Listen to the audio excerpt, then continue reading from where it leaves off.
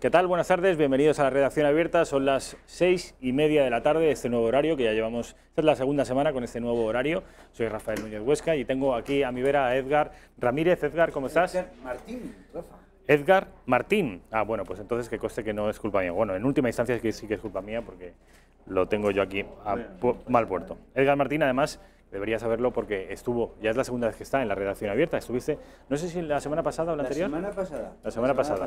Sí, sí. Edgar es director de orquesta y nos va a hablar de una, bueno, en fin, no solo una, sino varias conferencias que vas a ofrecer en el Club de Amigos de Intereconomía. Son dos conferencias para que todo el mundo se apunte luego ya de todas al curso que vamos a ofrecer de Historia de la Música, un curso que va a ir desde los comienzos, que no existían las notas musicales, sino que se escribía con letras, ¿no? La notación alfabética, hasta el siglo XX, vamos a ir siglo por siglo despacito, pues desmenuzando qué es lo que ha ocurrido y cómo ha evolucionado la música. Pero antes, eso será, el curso empieza el 6 de marzo, vamos a hacer dos conferencias, una este miércoles 23 de enero a las 5:30 de la tarde y luego en febrero otra. La de este miércoles va a ser en la sede del Club de Amigos de Intereconomía y para apuntarse es muy fácil, o bien llamando al 91-616-2464. Que bien te lo sabes, Edgar. Hombre, parece mentira, pero además es que ni tiene chuleta porque no lo está viendo Edgar, ¿eh? No hay nada, pero mira, es que yo les digo que llamen, al menos que sea para hablar con Ana Roldán o con Paula Cruzado. Porque son tan simpáticas, ¿no? Entrar en el Club de Amigos de Intereconomía es un paraíso. Es como el Mago de Oz. Sí, son dos mujeres ustedes encantadoras que te tratan bien. O sea, ya si no queréis venir a la conferencia, no vengáis, pero llamad para hablar con Ana. Exactamente. Ahí tienen ustedes las vías de contacto, 91-616-2464, o también el correo electrónico. Esto también son simpáticas por escrito, ¿no? Por escrito también, son muy simpáticas, al club@intereconomia.eu. Bueno, vamos a repetir, si te parece, Edgar, y luego vamos a repetir las fechas y los horarios, y luego vamos a entrar en detalle en cada una de las fechas. ¿De qué vas a hablar? Saben ustedes que hay un curso de Historia de la Música, que eso es un poco más a medio o largo plazo, pero a corto plazo tenemos no una, sino dos conferencias. Dos conferencias. La primera de ellas, ¿qué día? Va a ser este miércoles 23 de enero a las 5:30 de la tarde. Y vamos a hablar... Hora taurina. Efectivamente. Y vamos a hablar no de toros, sino del Requiem de Mozart. Vale, ¿y la siguiente conferencia? Y la siguiente conferencia ya va a ser en febrero, el 20 de febrero, también es un miércoles, a las 5:30 de la tarde, también hora taurina, para hablar en esta ocasión de Dvorak, que se escribe Dvorak, para aquellos que Dvorak, ¿verdad?, que sea una palabra un poco rara, pues Dvorak, y vamos a hablar de la Sinfonía del Nuevo Mundo. La Sinfonía del Nuevo Mundo. De esto no hemos tenido la ocasión de hablar tú y yo del Requiem de Mozart, efectivamente, pero no de la Sinfonía del Nuevo Mundo, de la que vamos a hablar ahora.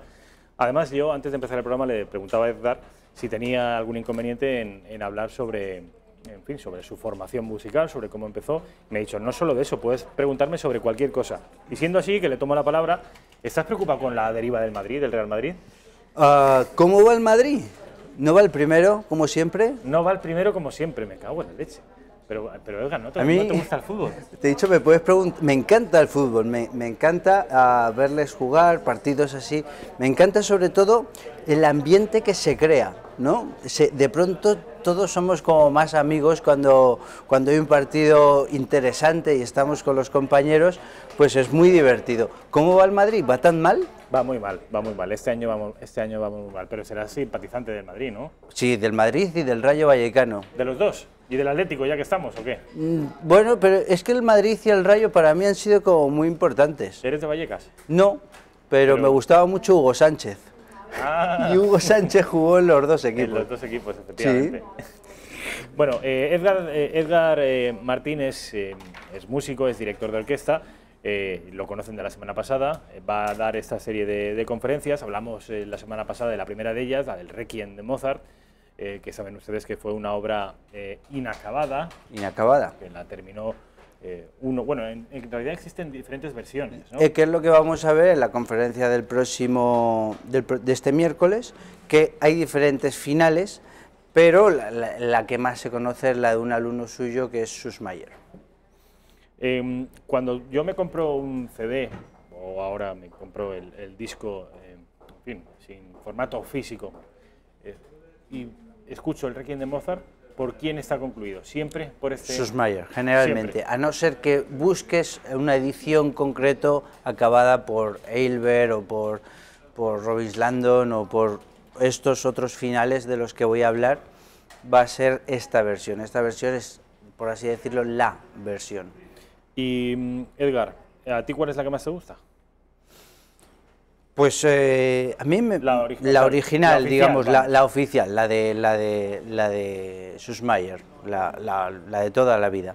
Porque las otras son posteriores, son a posteriori, o sea, se han hecho como arreglando esta de Süssmayr o cogiendo otros bocetos que tenía Mozart de su Requiem y no tienen tanto sentido como esta de Süssmayr, que jolín, la hizo in situ siguiendo los propósitos que quería en todo momento Mozart, porque sea o no sea el alumno predilecto, estuvo ahí y supo de primera mano qué era lo que Mozart quería. El resto de alumnos, mejores o peores, no vivieron ese trance con... Sea o no fuera su alumno predilecto, ¿qué pasa? ¿Que existen controversia al respecto? ¿Nadie sabe muy bien...? Sí, se dice que, bueno, Mozart era muy exigente y se dice que no era como su mejor alumno o que no estaba muy contento, pero es que Mozart no solía estar muy contento con muchas de las cosas que había alrededor, era muy exigente. Dicen que era como todos los genios, tenía una parte importante de locura, ¿no? Con respecto a Mozart, a su vida, ¿qué sabemos? Bueno, sabemos que no administraba muy bien el dinero que entraba, eso lo sabemos porque pasó varias crisis económicas a lo largo de su vida. De hecho, es muy interesante cómo las tres últimas sinfonías, la Sinfonía 39, la 40 y la 41, las compone tan solo en un verano, o sea, una por mes prácticamente. Son de las más famosas sinfonías que tiene. La Sinfonía Júpiter, yo creo que la conoce todo el mundo, y no es porque le viniese la musa a verle, sino es que estaba muy necesitado de dinero y las compuso para poderlas vender por las diferentes cortes y diferentes lugares para conseguir dinero.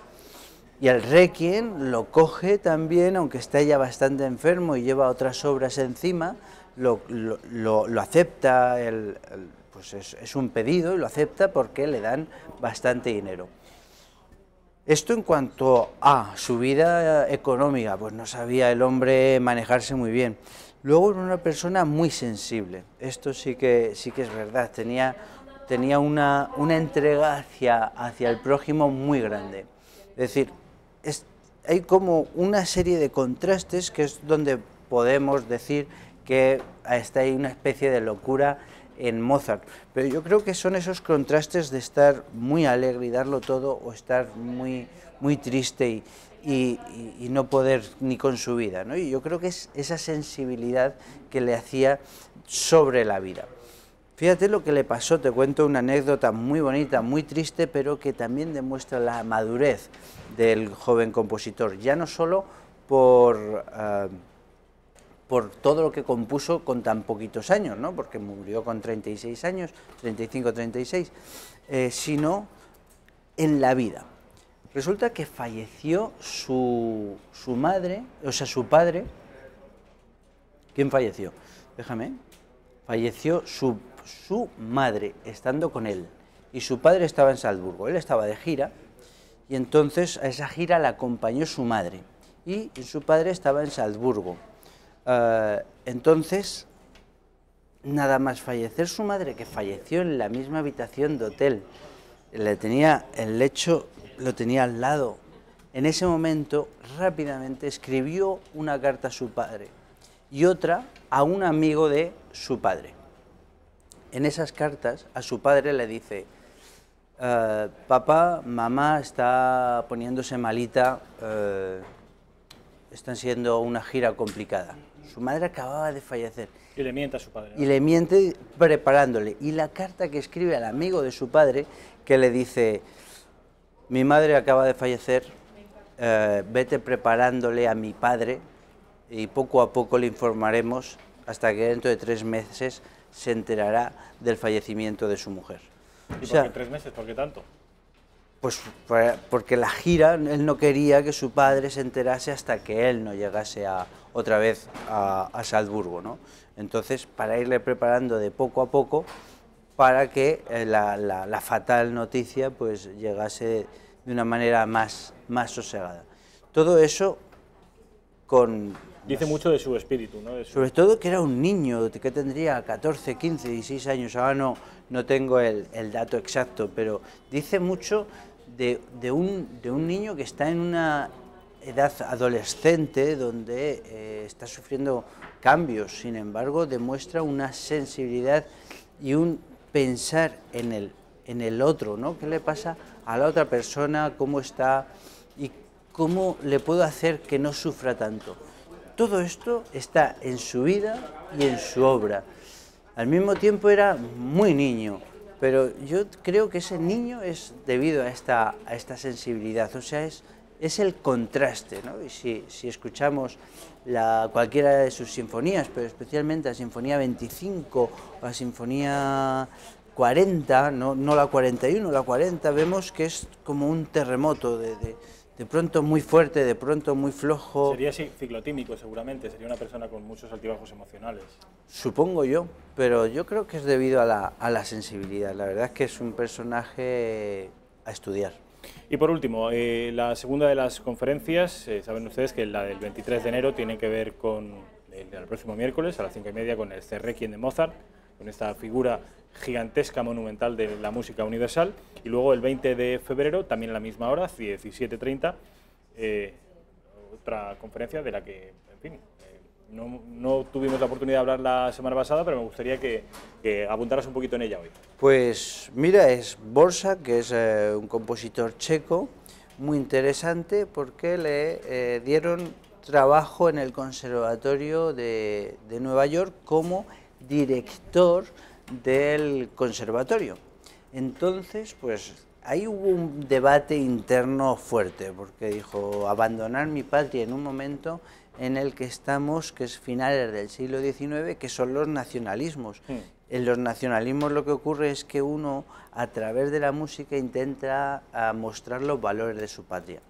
Pues en este momento le llaman del Conservatorio de Nueva York para irse.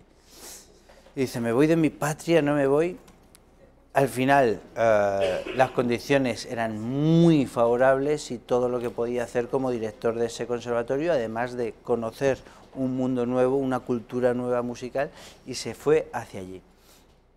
Aquí en Estados Unidos lo que hizo fue descubrir todas las nuevas melodías, los orígenes de la música de los indios, del gospel, del espiritual negro, y todo eso lo incorporó a una sinfonía que es la Sinfonía del Nuevo Mundo, y de ahí viene el nombre del Nuevo Mundo, porque es la sinfonía con la música del Nuevo Mundo. Y todo esto se basa en la canción de Hiawatha, que fue un indio del 1500. Hiawatha. Sí, de verdad, que existe, o sea, que fue un indio real. No te voy a decir la fecha porque igualmente el dato lo tengo anotado y no en mi cerebro. Pero es súper interesante cómo se estudió Dvořák toda la vida de Hiawatha y consiguió contactar con un familiar que estaba vivo en la época y le contaron la historia. Y hay una canción, un cuento sobre Hiawatha, y él, digamos que la sinfonía va mencionando los diferentes elementos de este cuento. Se me ha caído el micrófono. Pues ahora espero no haber dejado sordo a nadie, porque ya lo que faltaba. A ver, bueno, esta es la segunda de las conferencias, que es el 20 de febrero, y luego, pero de eso ya hablaremos más adelante, porque son en el mes de marzo, ya es un curso de Historia de la Música que pretende ser, en fin, apunta muy interesante. Antes de estos dos, de Mozart y de Dvořák, entiendo que las conferencias, las pláticas, como dicen los mexicanos, estarán, por supuesto, enriquecidas con música de cada uno de los protagonistas, ¿no? Por supuesto. A ver, lo que se trata de estas conferencias, sobre todo, es acercar la música clásica, que es uno de mis pasiones, ¿no? De que la gente pueda comprender con datos pues que son técnicos, pero explicados de una manera pues muy normal, muy cercana, con un lenguaje llano que todos podamos entender. Y todo esto va ejemplificado. Vamos a traducir del latín todo en la secuencia del Dies Irae, qué es lo que significa y cómo vamos a poder entender esas melodías o esas figuras musicales que están representando en todo momento el texto. Lo más importante es el texto y la música es secundaria. Vamos a ver de dónde viene esta idea de la importancia del texto, qué es lo que nos quiere decir, y de estas fórmulas. Bueno, pues yo creo que es un lujo que un director de orquesta esté a nuestro lado a la hora de interpretar una melodía, ya sea de Dvořák o de Mozart, dos de los grandes genios de la música universal. Y esto pueden ustedes conseguirlo, pueden ustedes acceder. Claro, las plazas son limitadas, de manera que yo les animo a que lo hagan ya. O la primera de ellas, la primera conferencia que tiene que ver con Mozart, es en nada, 48 horas, el próximo miércoles. Aquí están ustedes viéndolo, quieren saber todos los secretos que esconde el Requiem de Mozart, de la mano de Edgar Martín, miércoles 23 de enero, tal y como les habíamos dicho, a las 17:30 horas. 5 euros para los que son socios, 10 euros para los que no lo son. El lugar, pues de siempre, sala del Club de Amigos, la sede del Club de Amigos de Intereconomía. Imprescindible que ustedes llamen, como siempre, 91 614 6126 2464 o club@intereconomia.eu. Edgar Martín, ha sido un placer, como siempre. Rafa, un placer, y que animarles a todos porque se lo van a pasar muy bien, que de verdad que va a ser ameno y enriquecedor en todos los sentidos. Seguro, y te espero para, en fin, para esas conferencias sobre la historia de la música, que eso ya lo dejamos para el mes de marzo, pero que también apunta maneras. Edgar, Rafa, mil gracias. Un placer, gracias. Publicidad y a la vuelta, sí, a la vuelta estamos con José Javier Esparza.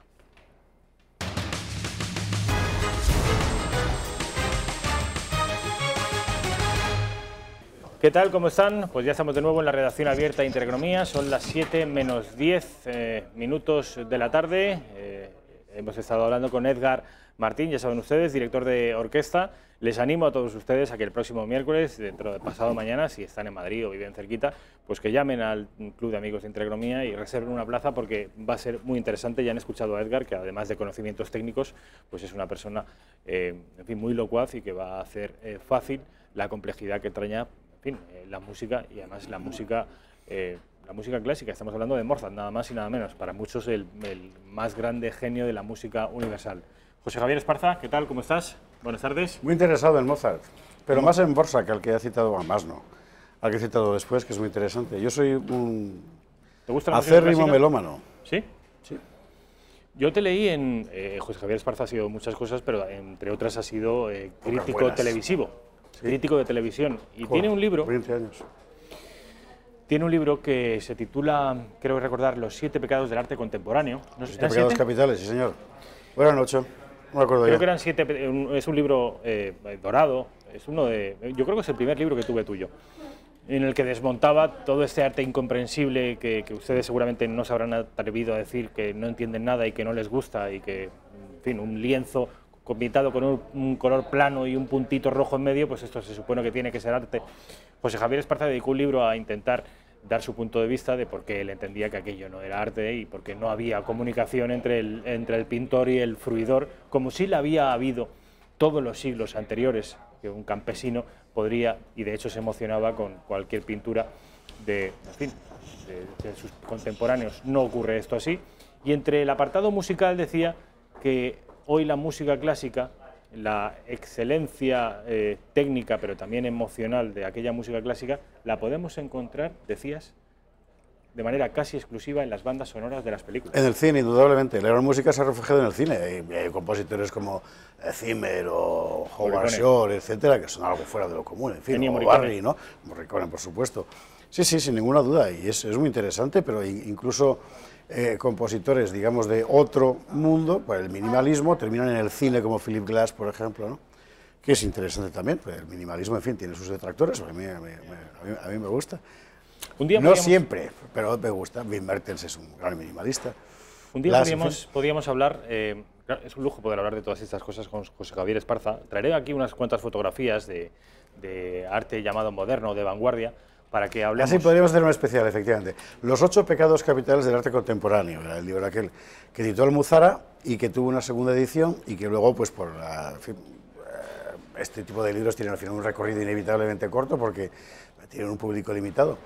Pero me trajo, en fin, consecuencias muy interesantes. Por ejemplo, recuerdo que a raíz de aquel libro, que fundamentalmente es una crítica del arte contemporáneo, una crítica conceptual del arte contemporáneo, pude tener debates, por ejemplo, en la Universidad de Navarra, con artistas contemporáneos sobre su obra y por qué lo hacían así. Y yo creo que es, desde mi punto de vista, ¿no? Fue muy interesante, la verdad. Sí, sí. Yo solo había escuchado críticas, porque yo, al arte contemporáneo, en un periódico del que, no sé si, José Javier, si eres cofundador, pero yo sé que has estado muy implicado, que se llama, porque sigue existiendo, El Manifiesto. El Manifiesto, ahora mismo es elmanifiesto.com, efectivamente. Yo dirigí la web un tiempo y fui cofundador de la revista con Javier Ruiz Portella.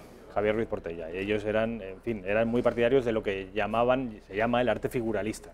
El arte figurativo, sí. Bueno, en realidad es un debate interminable. El arte es morirte de frío, como decía el del chiste. No, el arte es un concepto extraordinariamente elástico.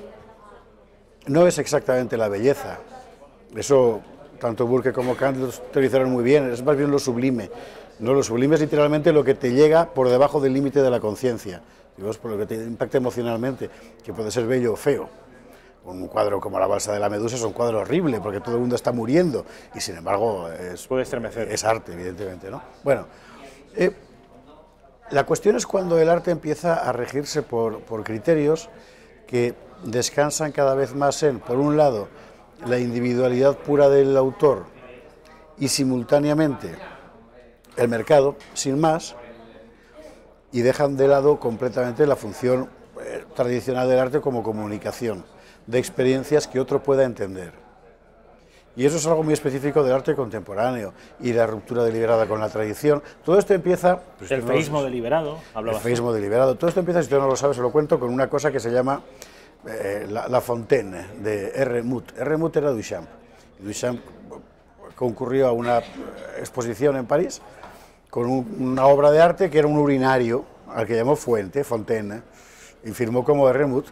Y la provocación era, vamos a conseguir que todos los críticos de arte digan, oh, ha nacido una nueva forma de arte. Bueno, ¿de dónde me hablas? Bueno, pues y lo consiguió realmente, es decir, bueno, a partir de ahí, hasta las últimas cosas que hemos visto de Hirst y otros sobre cadáveres diseccionados y la merda de artista de Piero Manzoni. Y la merda de artista, que dice, esto es, no sé si es la hora, sí, 7 menos 5, Manzoni lo que hizo fue literalmente defecar en latas de conservas y cerrarlas, ¿no?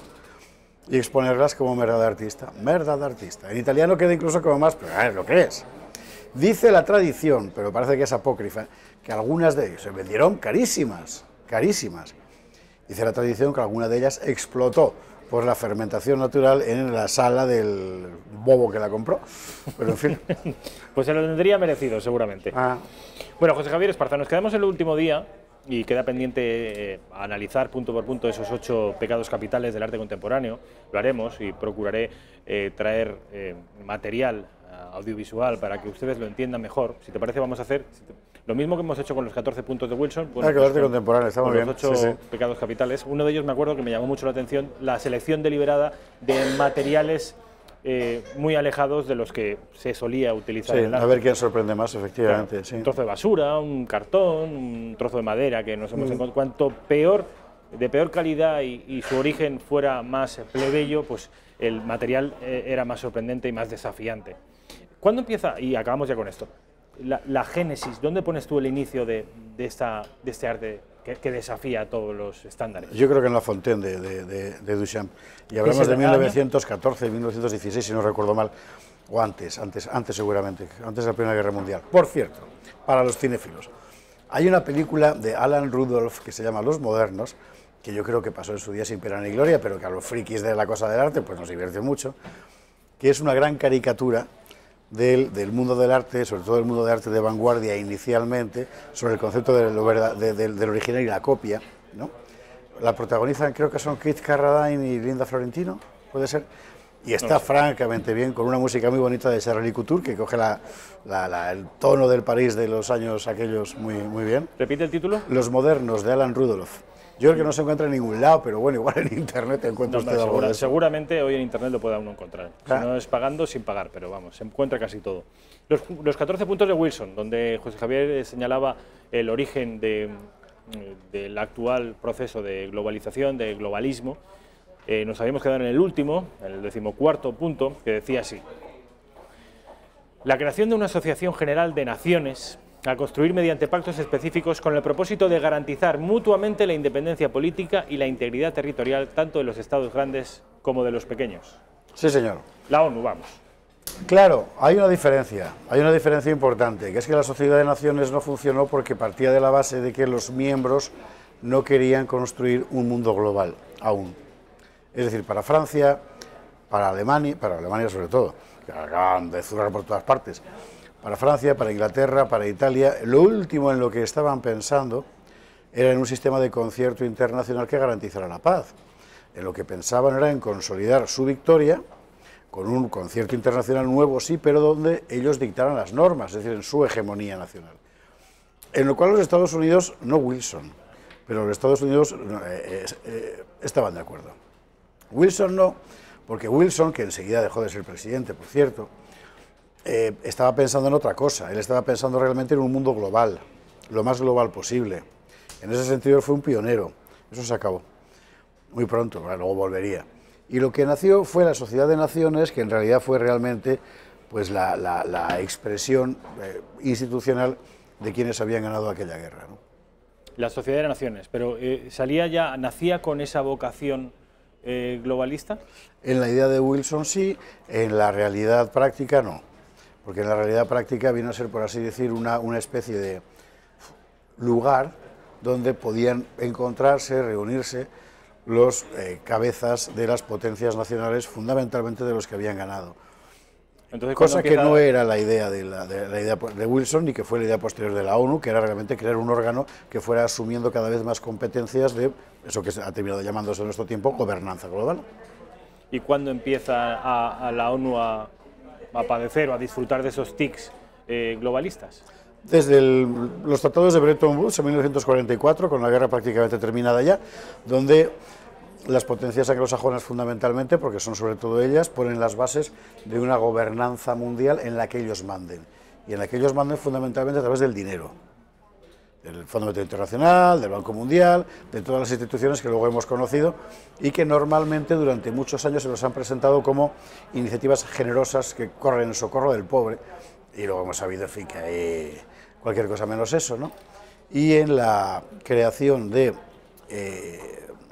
instancias capaces de doblegar soberanías ajenas. Inicialmente el Consejo de Seguridad tenía que haber sido eso, pero el Consejo de Seguridad estaba roto por la línea de la Guerra Fría, de tal forma que terminó convirtiéndose en otra cosa, ¿no? Pero hoy, cada vez más, a través de las políticas de la ONU, digamos, no estrictamente soberanas, el cambio climático, las políticas de género, etcétera, sí que se ha convertido la ONU en un dispensador de instrucciones capaces de doblegar soberanías, ¿no? Si tú le dices a un país: coge esos carros de combate que tienes en esta frontera y, porque yo lo digo, te los llevas al interior del país, es una violación evidente de la soberanía que nadie va a aceptar. Pero si tú le dices: mira, que se está fundiendo los polos, empieza a reducir emisiones, cambia completamente tu economía, porque si no nos vamos al garete, no discuto ahora el cambio climático, ¿eh? Es un ejemplo. Bueno. Es muy difícil oponerse a eso, en nombre de tu soberanía. Muy difícil. El último acuerdo contra el cambio climático sí que ha suscitado muchas resistencias y de hecho lo han firmado muy pocos ese compromiso. Pero es un ejemplo, es decir, las políticas, digamos, laterales, cuando te atacan por los flancos es más fácil acogotarte que cuando te atacan de frente, ¿no? Acabas de hablar de lo que se ha denominado el ecoalarmismo, es decir, vamos a atemorizar a la población no en base a una serie de criterios científicos u objetivos, sino en base a criterios políticos, para así reconducirla de una manera que obtengamos menos resistencias. Esto entra dentro de la ecología, el ecologismo, el animalismo, todo entra dentro de esta ola de corrección política. ¿Es la corrección política una herramienta del globalismo? ¿Y por qué?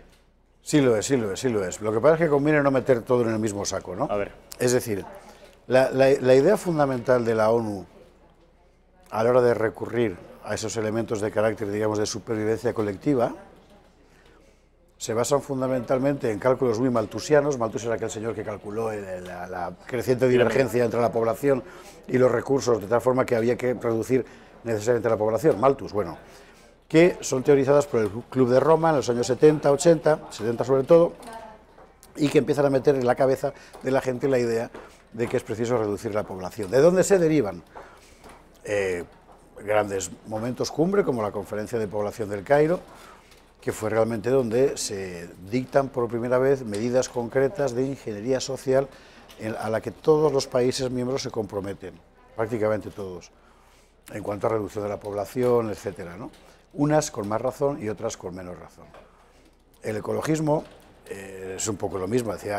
Uno de los grandes fundadores de la ecología moderna, del ecologismo moderno, para ser precisos, es James Lovelock, en inglés, en fin, muy bien. Y es el autor de la hipótesis Gaia, o Gea, según el cual, para entender adecuadamente la posición del hombre en el mundo, hay que partir de la base de que la Tierra, o sea, Gea, Gaia, en griego, es un ser vivo en sí mismo, del que nosotros seríamos partes. Bueno, pues, es una posición bastante defendible cuando empiezas a ver las interrelaciones entre seres, ¿no? Pero claro, eso se puede interpretar de muchas maneras. Y Lovelock ponía un ejemplo. Cualquier central nuclear, e incluso 100 de ellas, son infinitamente menos contaminantes que las explotaciones de carbono o de petróleo. Porque solo la porquería acumulada perdón, con la extracción de carbón contamina muchísimo más que el eventual riesgo de contaminación de los residuos nucleares. Y es interesante porque, claro, es una posición que va contra lo políticamente correcto, pero que parte del ecologismo más estricto, como es el caso de James Lovelock, ¿no? Por eso creo que hay que diferenciar un poco. Otro ejemplo, ya no recuerdo exactamente cuándo fue, pero en el entorno de la ONU se firmó la Carta de Derechos de la Tierra, encabezada por un filósofo francés que se llama Michel Serres, y que tú la lees y dices, bueno, yo estoy de acuerdo. Yo creo realmente que los seres humanos somos parte de un sistema más amplio. Si nos dedicamos a romper este sistema, pues estamos fastidiados, o sea, es un suicidio.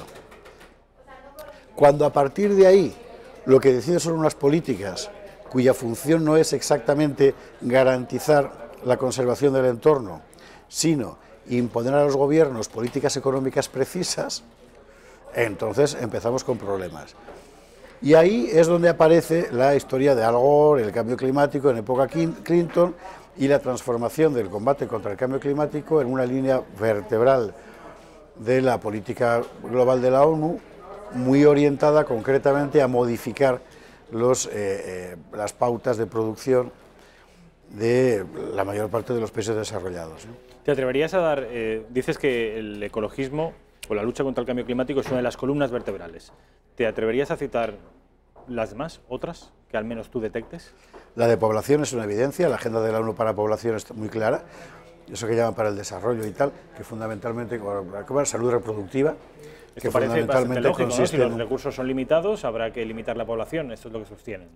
Sí, lo que pasa es que no es real, porque también la curva de producción de recursos aumenta indefinidamente. Para que usted se haga una idea, si usted coge ahora mismo a todos y cada uno de los ciudadanos del mundo y les da a cada uno una parcela de 1000 metros para que viva, todos cabríamos en Australia y el resto del mundo, del globo, quedaría vacío. Es decir, lo de la superpoblación es según y cómo.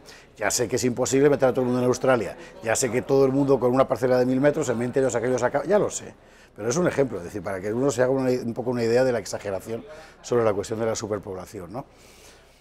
Pero, por ejemplo, la historia de la salud reproductiva ha servido para introducir por la fuerza, y además por la fuerza quiere decir que a los países que se negaban le retiraban la financiación, las leyes del aborto, en el caso de Hispanoamérica, por ejemplo, ¿no?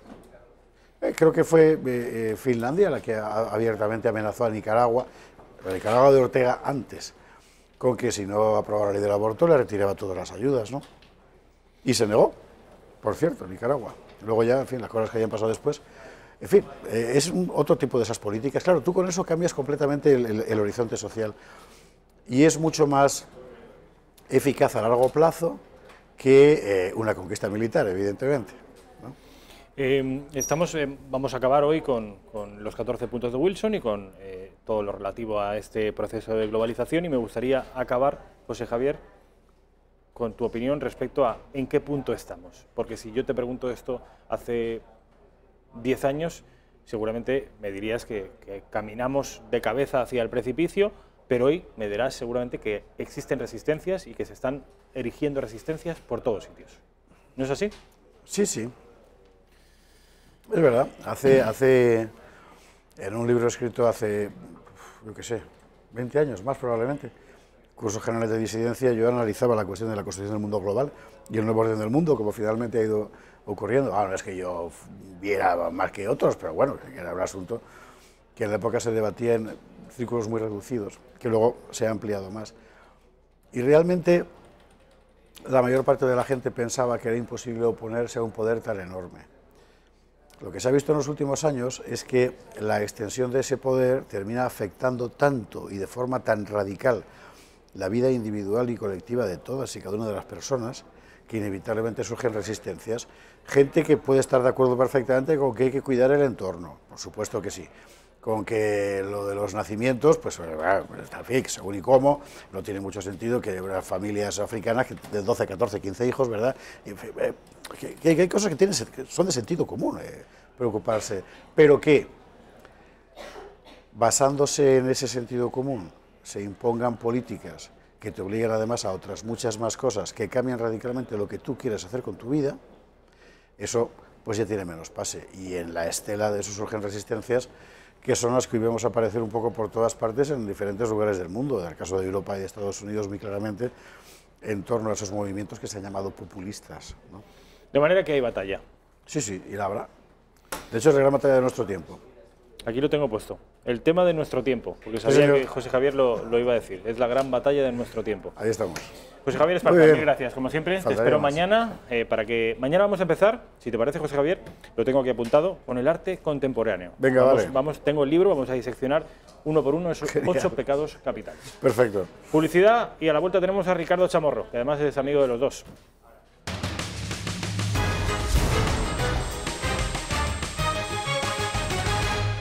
Bueno, ¿qué tal? ¿Cómo están? Ya estamos de nuevo, la redacción abierta, son las 7 y 11 minutos de la tarde. Estamos con Ricardo Chamorro. ¿Qué tal, Ricardo? ¿Cómo estás?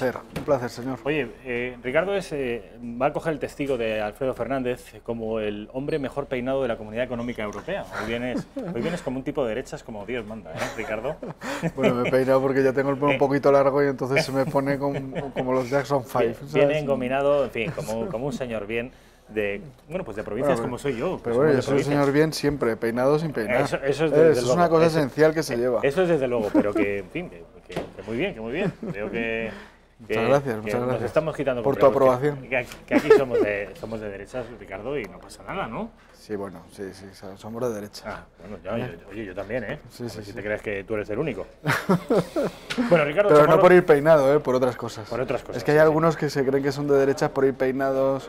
O que son patriotas por llevar la banderita de España. Sí. Yo soy de derecha de otra manera. ¿Tú tienes la banderita? No, hoy no llevo ninguna banderita. Llevo otro tipo de pulserita. ¿De la caza? No, esta es religiosa. Es religiosa, es católica, pero... le gusta la caza, es creyente, va engominado... Los estereotipos no, por favor, estereotipos no. Es que encajas en todos los perfiles, macho. Bueno. ¿Has visto ese tipo que ha salido poniendo la palabra Vox con conejos? Sí, lo he visto. Sí. ¿Y qué te parece? Bueno, pues yo creo que...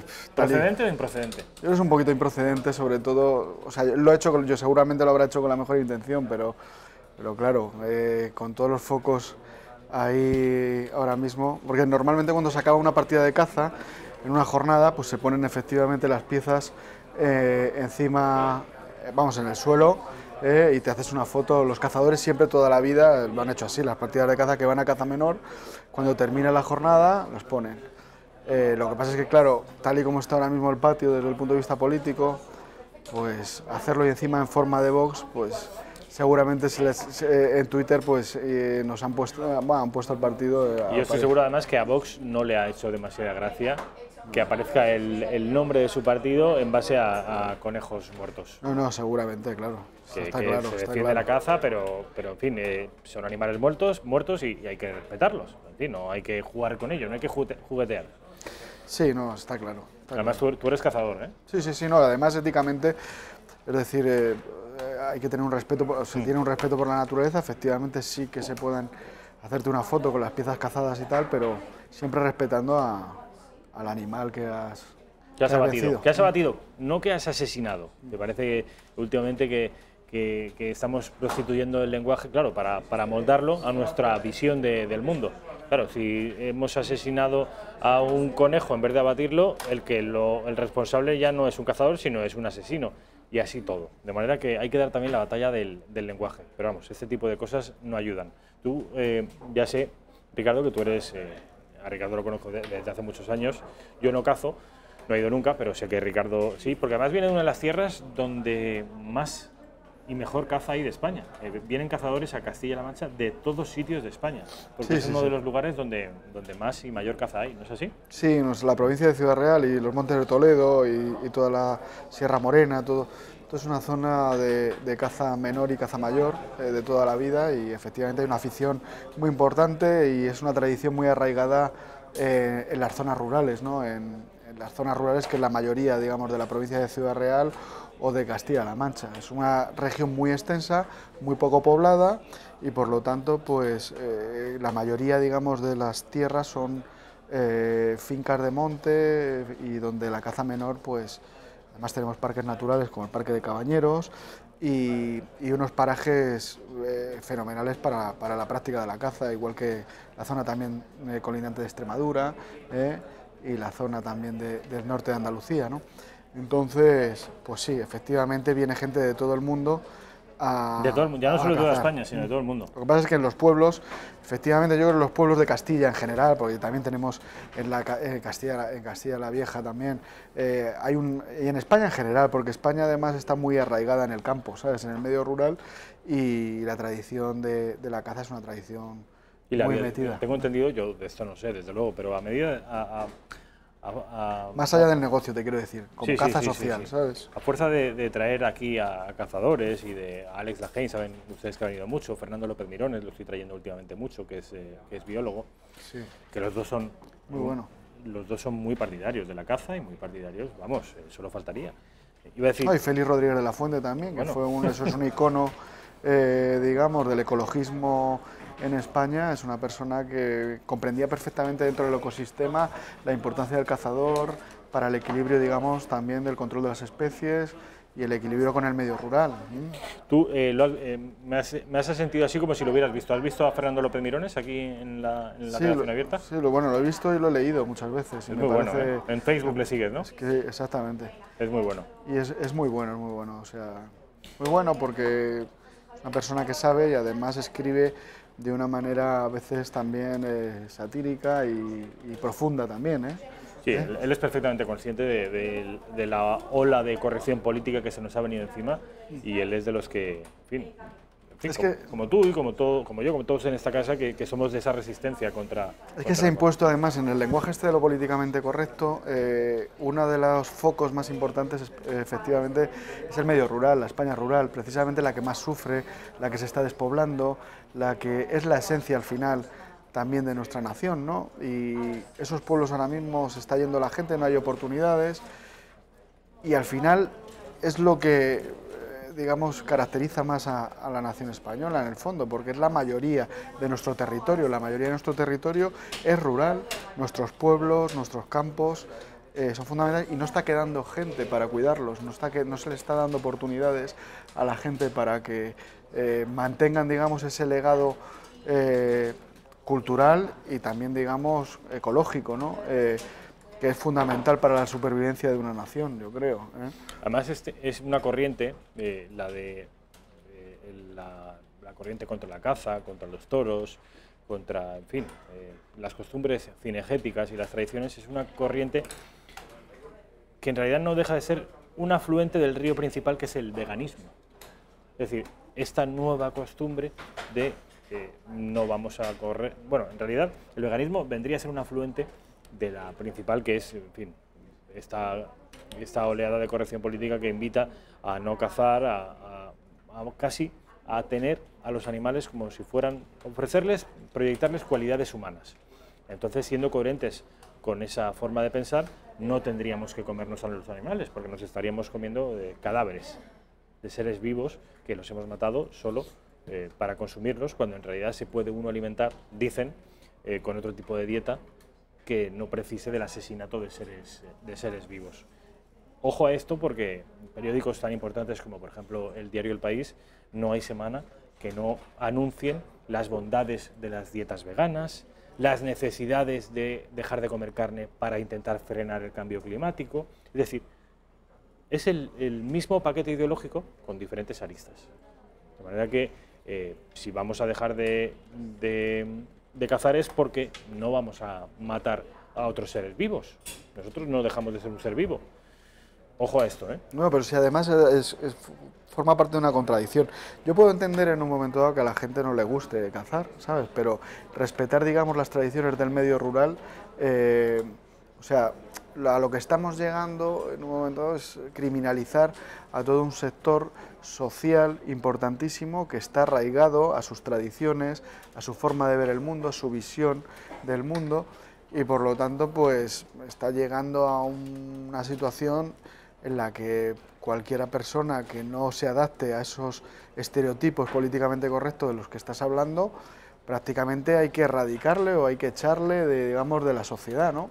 Entonces es un pensamiento al final totalitario, que además no tiene en cuenta, digamos, la propia esencia de un mundo que existe y que hay que respetar también, ¿eh? Yo creo que además hay mucha gente, precisamente de algunos partidos de este tipo como Podemos, que también han votado a Podemos en determinadas zonas rurales, que todo este lenguaje cosmopolita que realmente no conecta con las sociedades en las que ellos viven, pues les chirría bastante y están cambiando el voto, están cambiando el voto. Yo conozco gente, por ejemplo, que se dedicaba en un pueblo, pues que eran perreros, o sea, que iban con sus perros a ayudar en la caza, o gente que trabajaba en la caza, pues organizando los puestos y tal, que eran gente que desde el punto de vista social consideraban que Podemos era una alternativa y tal, y que después del ataque sistemático que se está llevando a todo el mundo rural y a todas sus tradiciones y a todo tal, lo están desechando de manera constante, o sea de manera brutal y constantemente. Te estás encontrando esto en el campo, y por ejemplo ahí emerge la posición de un partido nuevo como es Vox, donde está teniendo una conexión con el mundo rural español absolutamente brutal, absolutamente brutal. Sí, no sé si has visto la convención del Partido Popular este fin de semana, en la que también reivindicaban estas tradiciones e incluso se hacían con la figura de un torero, tal y como ha venido haciendo Vox. No sé el nombre del torero, pero yo no lo conocía, pero de alguna manera están intentando disputarle a Vox ese ámbito, el de las tradiciones, las costumbres cinegéticas, el toreo, la tauromaquia. Son cosas que Vox, que el PP está yendo a rebufo, pero al menos está dando la batalla, ¿no? ¿Cómo lo ves tú? Sí, está yendo a rebufo, efectivamente. Lo que pasa es que, claro, tal y como se están poniendo las cosas, antiguamente yo creo que ni el Partido Socialista Obrero Español, por ejemplo, de la región de Castilla-La Mancha, o el Partido Popular se planteaban, digamos, ese ataque sistemático que se está produciendo a nivel de evolución política en general por la emergencia de Podemos. Y entonces eso le está creando un problema, porque se les está retratando como enemigos del mundo rural. Y entonces yo conozco a mucha gente que es votante del Partido Socialista, que en el fondo tienen que les gustan los toros, que les gusta tal, que se les está poniendo muy difícil la posición también a ellos mismos, a esos votantes. Por ejemplo, el lenguaje que tenía José Bono en la región o Emiliano García Paje es una posición bastante conservadora, muy conectada con con la idiosincrasia de la región, pero claro, todas estas ínfulas que vienen de fuera, de esta nueva izquierda, de esta izquierda, la Gauche Divine, ¿no? Que es realmente una izquierda urbanita, basada en una serie de prejuicios ideológicos que no conectan realmente con la realidad social que se vive en los campos, que se vive en los pueblos de nuestras regiones, de toda España, pues eso ya está colocándonos en una posición muy complicada, ¿sabes? Y por eso yo creo que protestan, porque hasta ahora han podido hacer su papel de una determinada manera, pero ahora mismo, tal y como se está poniendo de duro el lenguaje político de izquierdas contra todo esto, pues les está dejando retratados, y entonces no tienen capacidad, digamos, no tienen margen de maniobra. De maniobrar, exacto. Te referías antes a que conocías a personas en el mundo de la caza. Hablabas de personas que, en fin, de labores, entiendo que son labores no principales de la caza. Hablabas de perreros. No, que viven de la caza, bueno, perreros, pero también la gente que tiene su coto social. Por ejemplo, hay cotos sociales en los pueblos y la gente... ¿Qué es un coto social? Yo es que no... Es un coto social. ¿Un coto de caza? Es una zona de caza que depende, por ejemplo, es titularidad del municipio, y entonces cazan en ese coto los que están empadronados, por ejemplo, en el municipio. Entonces, son cotos sociales y, digamos, es una fiesta en el pueblo, va todo el mundo a cazar, se organizan, digamos, con respecto a la caza menor, y con respecto a la caza mayor también se reparten, digamos, las piezas que en un momento le puedan tocar dependiendo de las piezas que se pueda cazar en ese coto. Y entonces es una cosa muy vinculada, es muy social, es decir, entonces hay gente ahí que a lo mejor hay gente que no caza, pero gente que está cocinando, o gente que le gusta ir luego a ver las piezas que llegan, va el niño, el abuelo, etcétera, ¿sabes? Entonces está muy arraigado en los pueblos de nuestras regiones, ¿no? Bueno, pues decías que algunas entonces, de esa gente, que mucha gente, pues a lo mejor han visto siempre de manera reticente a la derecha, digamos, esta señoritinga, ¿sabes? Digamos, esa derecha económica, pero una derecha, digamos, o digamos un partido más transversal, como Vox, en un momento dado, incluso han podido ser votantes del Partido Socialista, incluso de Podemos, pero ahora mismo que haya surgido este partido que es más transversal, Vox, lo están aceptando de una manera muy positiva, es decir, porque ahora mismo con todos los medios de comunicación que hay, con internet y tal, míranlo en el programa, y entonces se habla de defender, digamos, a los españoles primero, ayudar las ayudas sociales a los españoles, reducir el tema de los impuestos, el Estado, defender la España rural, y todo eso conecta de una manera alucinante, ¿no? Con ese tipo de gente, Tampoco son gente que puedan entender, porque tampoco tienen una mentalidad muy complicada, sino que son gente que todo esto de las ideologías nuevas estas que están surgiendo en el ámbito de la izquierda, como la ideología de género y tal, tú ten en cuenta que el proletariado, por ejemplo, antiguamente es de prole, es decir, la familia era fundamental, una institución en la que todo el mundo iba a trabajar, los obreros, y traían lo que ganaban a la familia, y en la familia se repartía, que normalmente sería la madre o el padre el que repartía, digamos, o administraba el dinero que venía de todo Entonces es una forma de organización también tradicional, que toda esta destrucción o este ataque a la familia que se está produciendo, toda esta ideología de género y todas estas historias, que no las entiende este tipo de gente que se han organizado por cientos y cientos de años siempre de la misma manera, ¿no? Entonces, son ideologías. Otra cosa es, o sea, el tema social sí lo entienden, y por eso han votado, yo creo, al Partido Socialista, que en un momento dado les prometía igualdad de oportunidades y tal, pero todas esta serie de cosas nuevas, de esa Gauche Divine tan evolucionada, pues no conecta con esta gente, ¿no? Con la gente. Bueno, pues Podemos es de alguna manera la vanguardia de esa nueva izquierda que tanto descoloca al verdadero proletariado, y ha ocurrido este fin de semana un hecho que a mi juicio supondrá un punto de inflexión en la trayectoria de Podemos, y es que Íñigo Errejón ha hecho lo siguiente. Yo hoy pago muy tranquilo el precio por haber tomado la decisión correcta. Así que les comunico que entrego mi acta de diputado de Podemos por Madrid para centrarme en levantar una nueva mayoría de madrileños y madrileñas que consigan llevar el cambio al gobierno regional, al gobierno de la Comunidad de Madrid. yo no vine a estar en política, vine a hacer política. Y eso significa tomar decisiones. En este momento creo que tenemos ante nosotros una inmensa tarea, hermosa.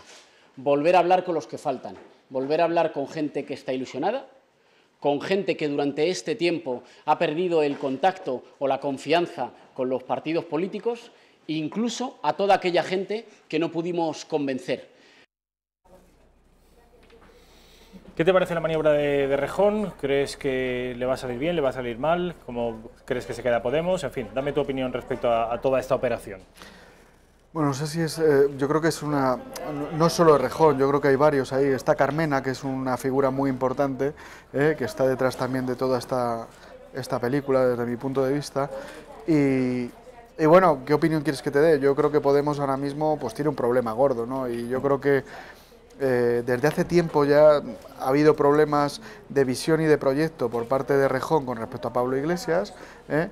Además, yo he leído algunos artículos de Rejón en la crítica del proyecto que estaba llevando a cabo Pablo Iglesias. Y bueno, yo entiendo que al final pues se hayan roto, porque también en política, cuando tú dejas a un enemigo vivo y coleando de diputado, pues al final se te revela. Y si encima tiene apoyos, porque además la organización no es una organización demasiado cohesionada, con determinadas distintas tendencias, que si las mareas, que si Izquierda Unida, que si los partidos comunistas de los pueblos de España, que si no sé cuánto, al final pues puede ocurrir esto, porque a la izquierda le lleva pasando este tipo de cosas desde hace mucho tiempo. El Partido Socialista es un partido más cohesionado como partido político, pero la izquierda en general, desde Izquierda Unida hasta el Partido Comunista, ha tenido muchísimas distintas decisiones, distintas visiones, distintas ideologías que al final se han roto. Pero bueno, está en la propia evolución de la historia de la izquierda en general. Pero es muy importante controlar el partido. Yo creo que Pablo Iglesias, primero, hablando en un término que a ellos les gusta mucho, se ha burguesado, se ha vuelto un político profesional, se ha comprado un chalecito en Galapagar, y todo eso ha ido a la propia base medular del proyecto de Podemos. Y claro, que es un teórico que le gustaba hablar también de una especie de populismo neobolivariano o un neonacionalismo muy populista y muy transversal, todo esto que se ha quedado, Podemos se ha empezado a quedar estancado como esa Izquierda Unida que no iba ni para adelante ni para atrás, pactando con los separatistas, centrada absolutamente en el juego político, sin aportar nuevas ideas. Y entonces la ilusión esa que yo creo que era Podemos en un inicio, se ha quedado en nada. Y entonces, ante lo que viene, ante la emergencia, por ejemplo, de partidos soberanistas como Vox, en el ámbito de una derecha más transversal, que está conectando con estas gentes, digamos, de los barrios periféricos, que no se centra tanto en el barrio de Salamanca, sino que está conectando con esa España rural que te he comentado antes, con los barrios de Madrid donde hay mayor inmigración y donde la gente lo está pasando muy mal, que está conectando con muchísima gente de clases medias y bajas que son víctimas de esta globalización. Eso es lo que lleva diciendo Rejón desde hace mucho tiempo, y al final Podemos no ha tirado para adelante. Es un partido burgués en el que su jefe vive en Galapagar en un chalecito, protegido por la policía local, y a vivir de la vida y a estar en política, como él dice, ¿sabes? Entonces, a lo mejor no creo que tampoco él y Carmena sean un ejemplo. Carmena, con su marido arquitecto, trapicheando en distintas administraciones locales, tampoco es un ejemplo de coherencia, ¿no? Pero yo creo que él pues ha optado por esa opción porque ve que no hay recorrido en el proyecto de Podemos, ¿no? Entonces, ¿tú cuál crees que son las novedades que aporta Errejón respecto al proyecto original de Podemos? No, yo no sé si se va a atrever a... No sé si... pero es que no sé si se va a atrever... ¿Hablar de migración y hablar de bandera y de patria?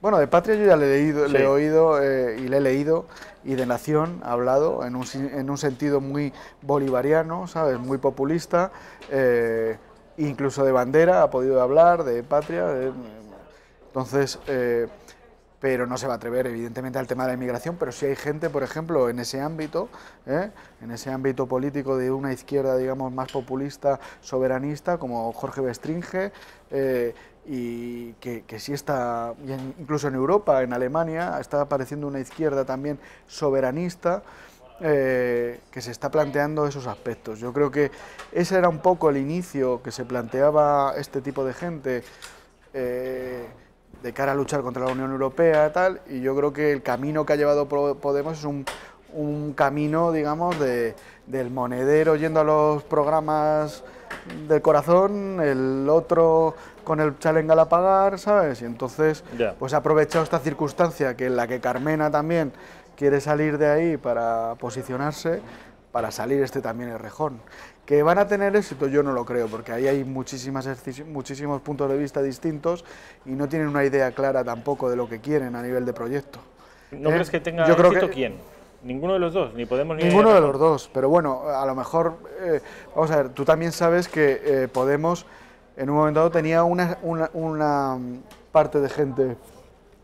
Tenía parte de gente que estaba a favor, digamos, de la nación española en Cataluña, que también fueron expulsados, ¿no?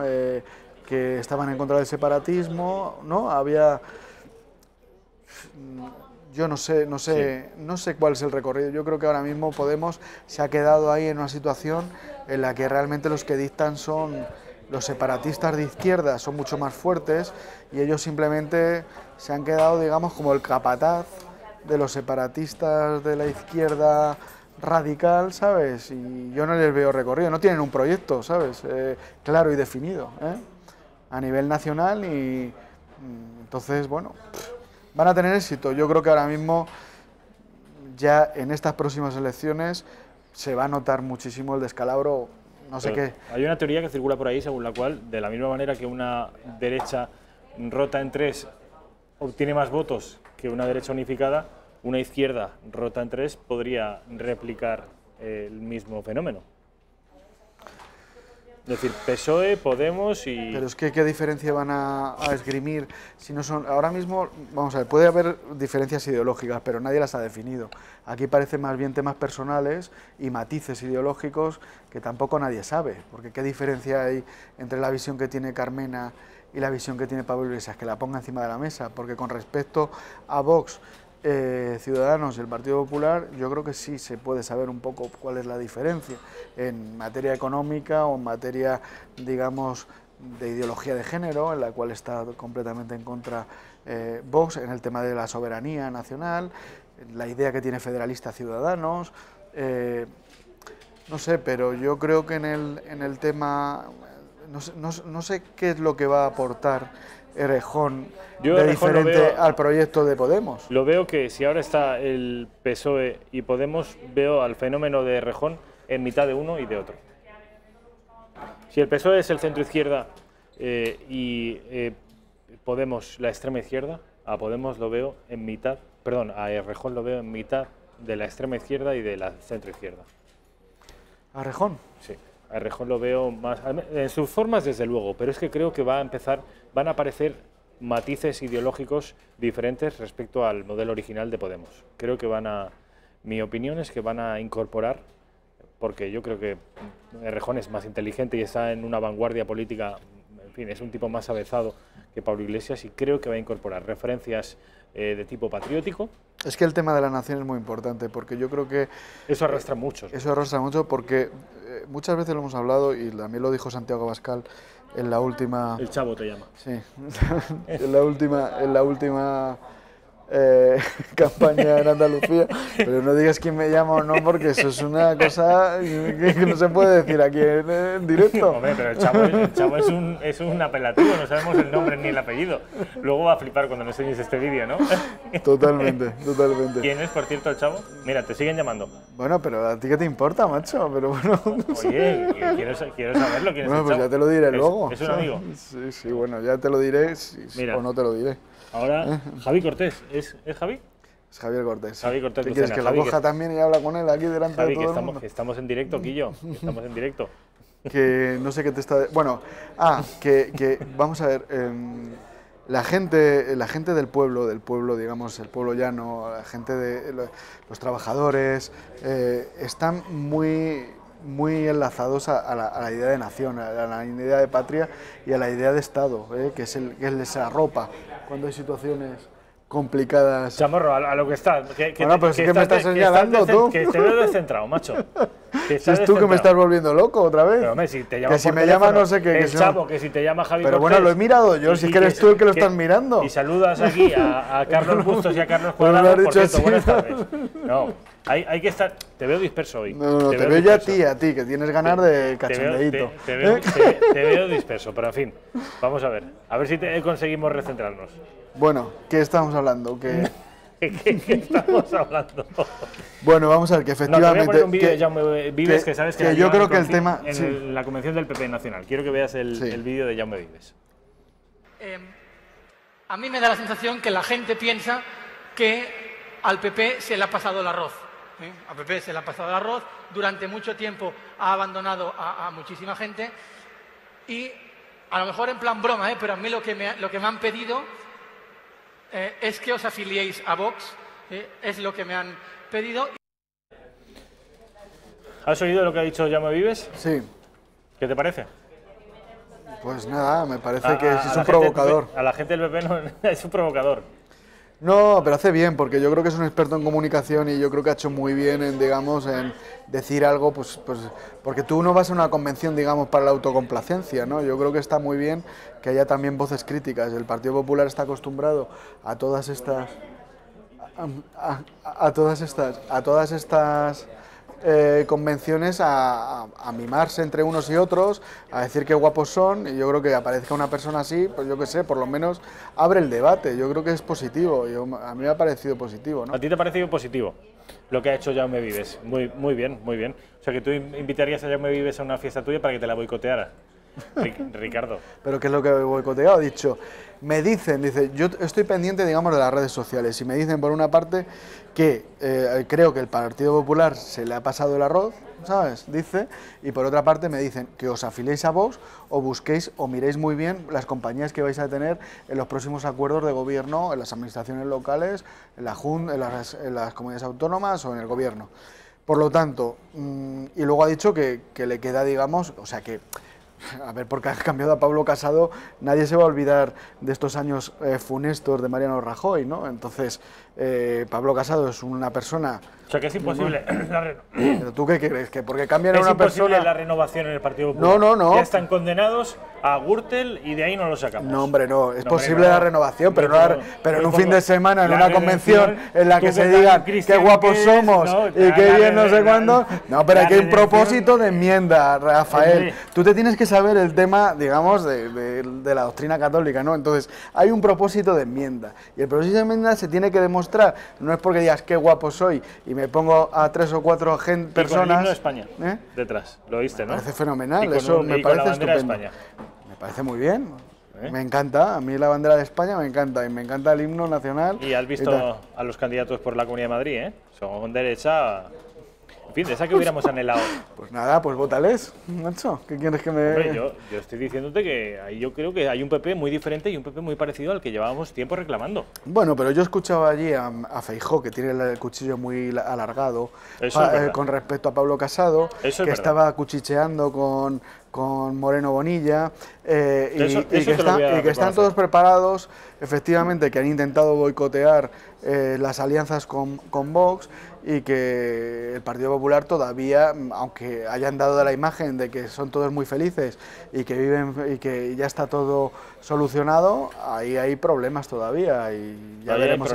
Bueno, y Feijóo, pues para mí no representa, es un político, digamos, que es un oportunista, no tiene una ideología clara, habla del consenso, insulta a los otros partidos. ¿El rajoyismo y el sorayismo se erradican así de un plumazo? Porque se hayan ganado unas elecciones. ¿Eso es lo que me has dicho tú? Que de pronto porque pongan un candidato en la Comunidad de Madrid o en el Ayuntamiento de Madrid, son muy buenos candidatos. Vale, que son buenos, pero que no se erradica el sorayismo y el rajoyismo de un día para otro. Lo que dijo Jaume Vives es que esto va para rato, que efectivamente hay gente muy buena en el Partido Popular, hay una base militante muy buena, pero que las cosas no se solucionan porque tú te reúnas en un fin de semana en una convención y digas qué guapos somos todos, y de pronto cuando sale una persona y dice una cosa que no es lo políticamente correcto, de que se estaban escuchando unos a los otros, diciendo lo guapos que son, pues no puedes echarlas... no puedes asustarte, es decir, la realidad es la que dijo Jaume Vives, entonces tendrás que hacer propósito de enmienda, tendrás que cambiar, porque esa es la realidad. ¿Pero le damos una oportunidad al cambio o no? Pero vamos a ver, el cambio siempre tiene que tener una oportunidad, efectivamente. Vale, vale, pues es lo que te quería oír decir. Hombre, pero Ricardo Chamorro le va a dar una oportunidad. No, pero al como cambio has dicho, vamos a quedarnos. Has dicho que bombardeó. Yo creo que ser sincero y decir la verdad en una convención. He dicho boicoteo, eso no bombardeo. Eso no es o sea, boicotear no es decir la verdad. No es decir lo que uno piensa. Yo creo que eso, el artículo 6 de nuestra Constitución dice claramente lo que es un partido político, es un cauce democrático para decir lo que tú consideres oportuno, y lo que no es democrático... Sí, dígame. Dígame. Vale. Y lo que no es democrático es que un partido sea una pantomima, en el que no haya debate, no se hable de nuevas ideas y simplemente se vaya allí a la autocomplacencia. No me veo enfadado, no estoy enfadado, Hemos hablado para nada. Hemos hablado de Vox, hemos hablado del Partido Popular, al que finalmente Ricardo Chamorro va a darle una oportunidad, y vamos a hablar de Ciudadanos. Quiero que escuchen ustedes a Rivera sobre el gobierno andaluz. Hay que dar una oportunidad. Vamos a ver a Rivera sobre el gobierno andaluz. Este es un gobierno que representa a la sociedad andaluza, es un gobierno que se parece más a la sociedad civil que al carné del partido. Le pido al gobierno saliente, lo hemos hablado con Juan, que ya que por lo menos no aceptan el resultado, por lo menos permitan un traspaso de poderes, que los andaluces se merecen que se ponga en marcha el gobierno cuanto antes. Así que espero que haya facilidad, que colaboren, lo que no han hecho hasta ahora, y que por tanto haya una aceptación del resultado electoral. Bueno, esto es el tercero en discordia. Se supone, según la izquierda al menos, que la derecha está compuesta por tres patas. Ciudadanos en el centro, PP centro-derecha, Vox derecha. Para ellos ultraderecha, fascista, nacional, en fin, lo peor del mundo. Bueno, y el PP también, Bueno, sea como fuere, aquí tenemos la tercera pata. Ciudadanos, ¿cómo crees que has salido tú? Dicen que se ha dejado algunos pelos en la gatera después de las elecciones andaluzas. ¿Cómo ves tú a Ciudadanos? Bueno, está muy bien. ¿Te ha decepcionado? A mí mucho, vamos, el partido Ciudadanos está muy bien que pida que se reconozca el resultado electoral, pero el primero que tiene que reconocer el resultado electoral es ellos, que no han querido ni hablar ni sentarse con uno de los partidos que han sido votados por 400.000 andaluces, que es Vox. Por lo tanto, pues bueno, está muy bien todo lo que dicen, pero que se apriete en el cuento un poquito, ¿no? Digo yo, ¿no?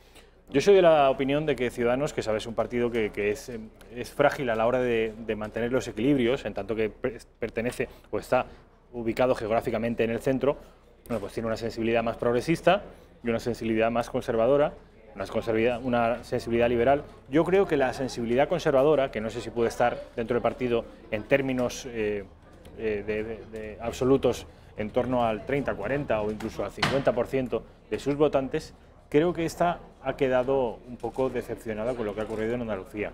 Creo que esa mitad de los votantes de Ciudadanos, o el 40 o el 30%, son muchos en cualquier caso, puede abrir el horizonte a otros partidos. ¿Tú cómo lo ves? Sí, yo creo que sí, efectivamente. Ciudadanos ahora mismo, pues yo creo que se han sentido también un poquito acorralados, se ven un poco en sándwich entre el Partido Popular y Vox, y por eso están buscando, digamos, un espacio hacia el centro izquierda y pretenden o consideran que van a sacar muchos votos del Partido Socialista Obrero Español, y por eso sus posiciones.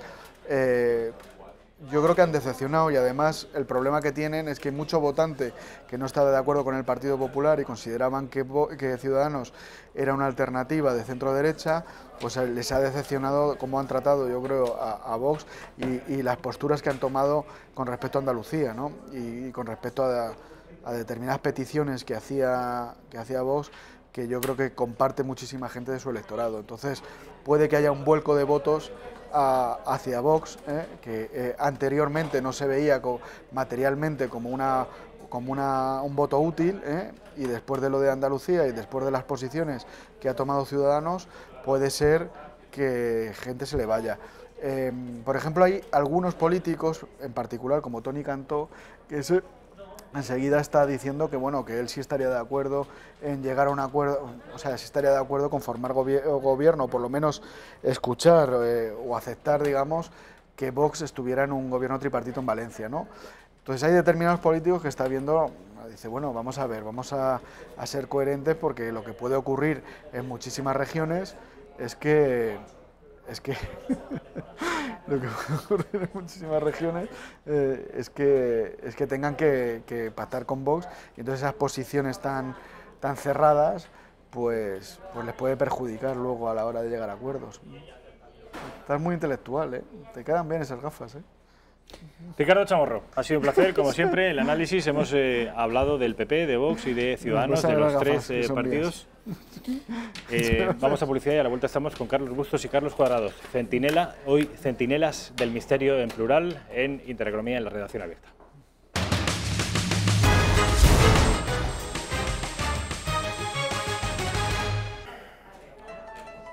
Efectivamente, hoy no he tenido que decirlo.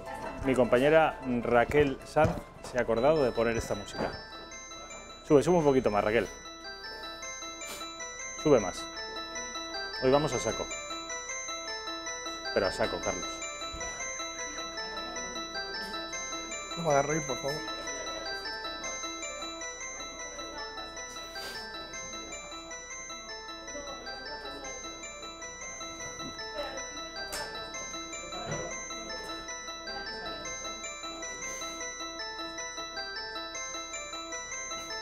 El Centinela. El Centinela del Misterio. Carlos Bustos, buenas tardes. Buenas tardes.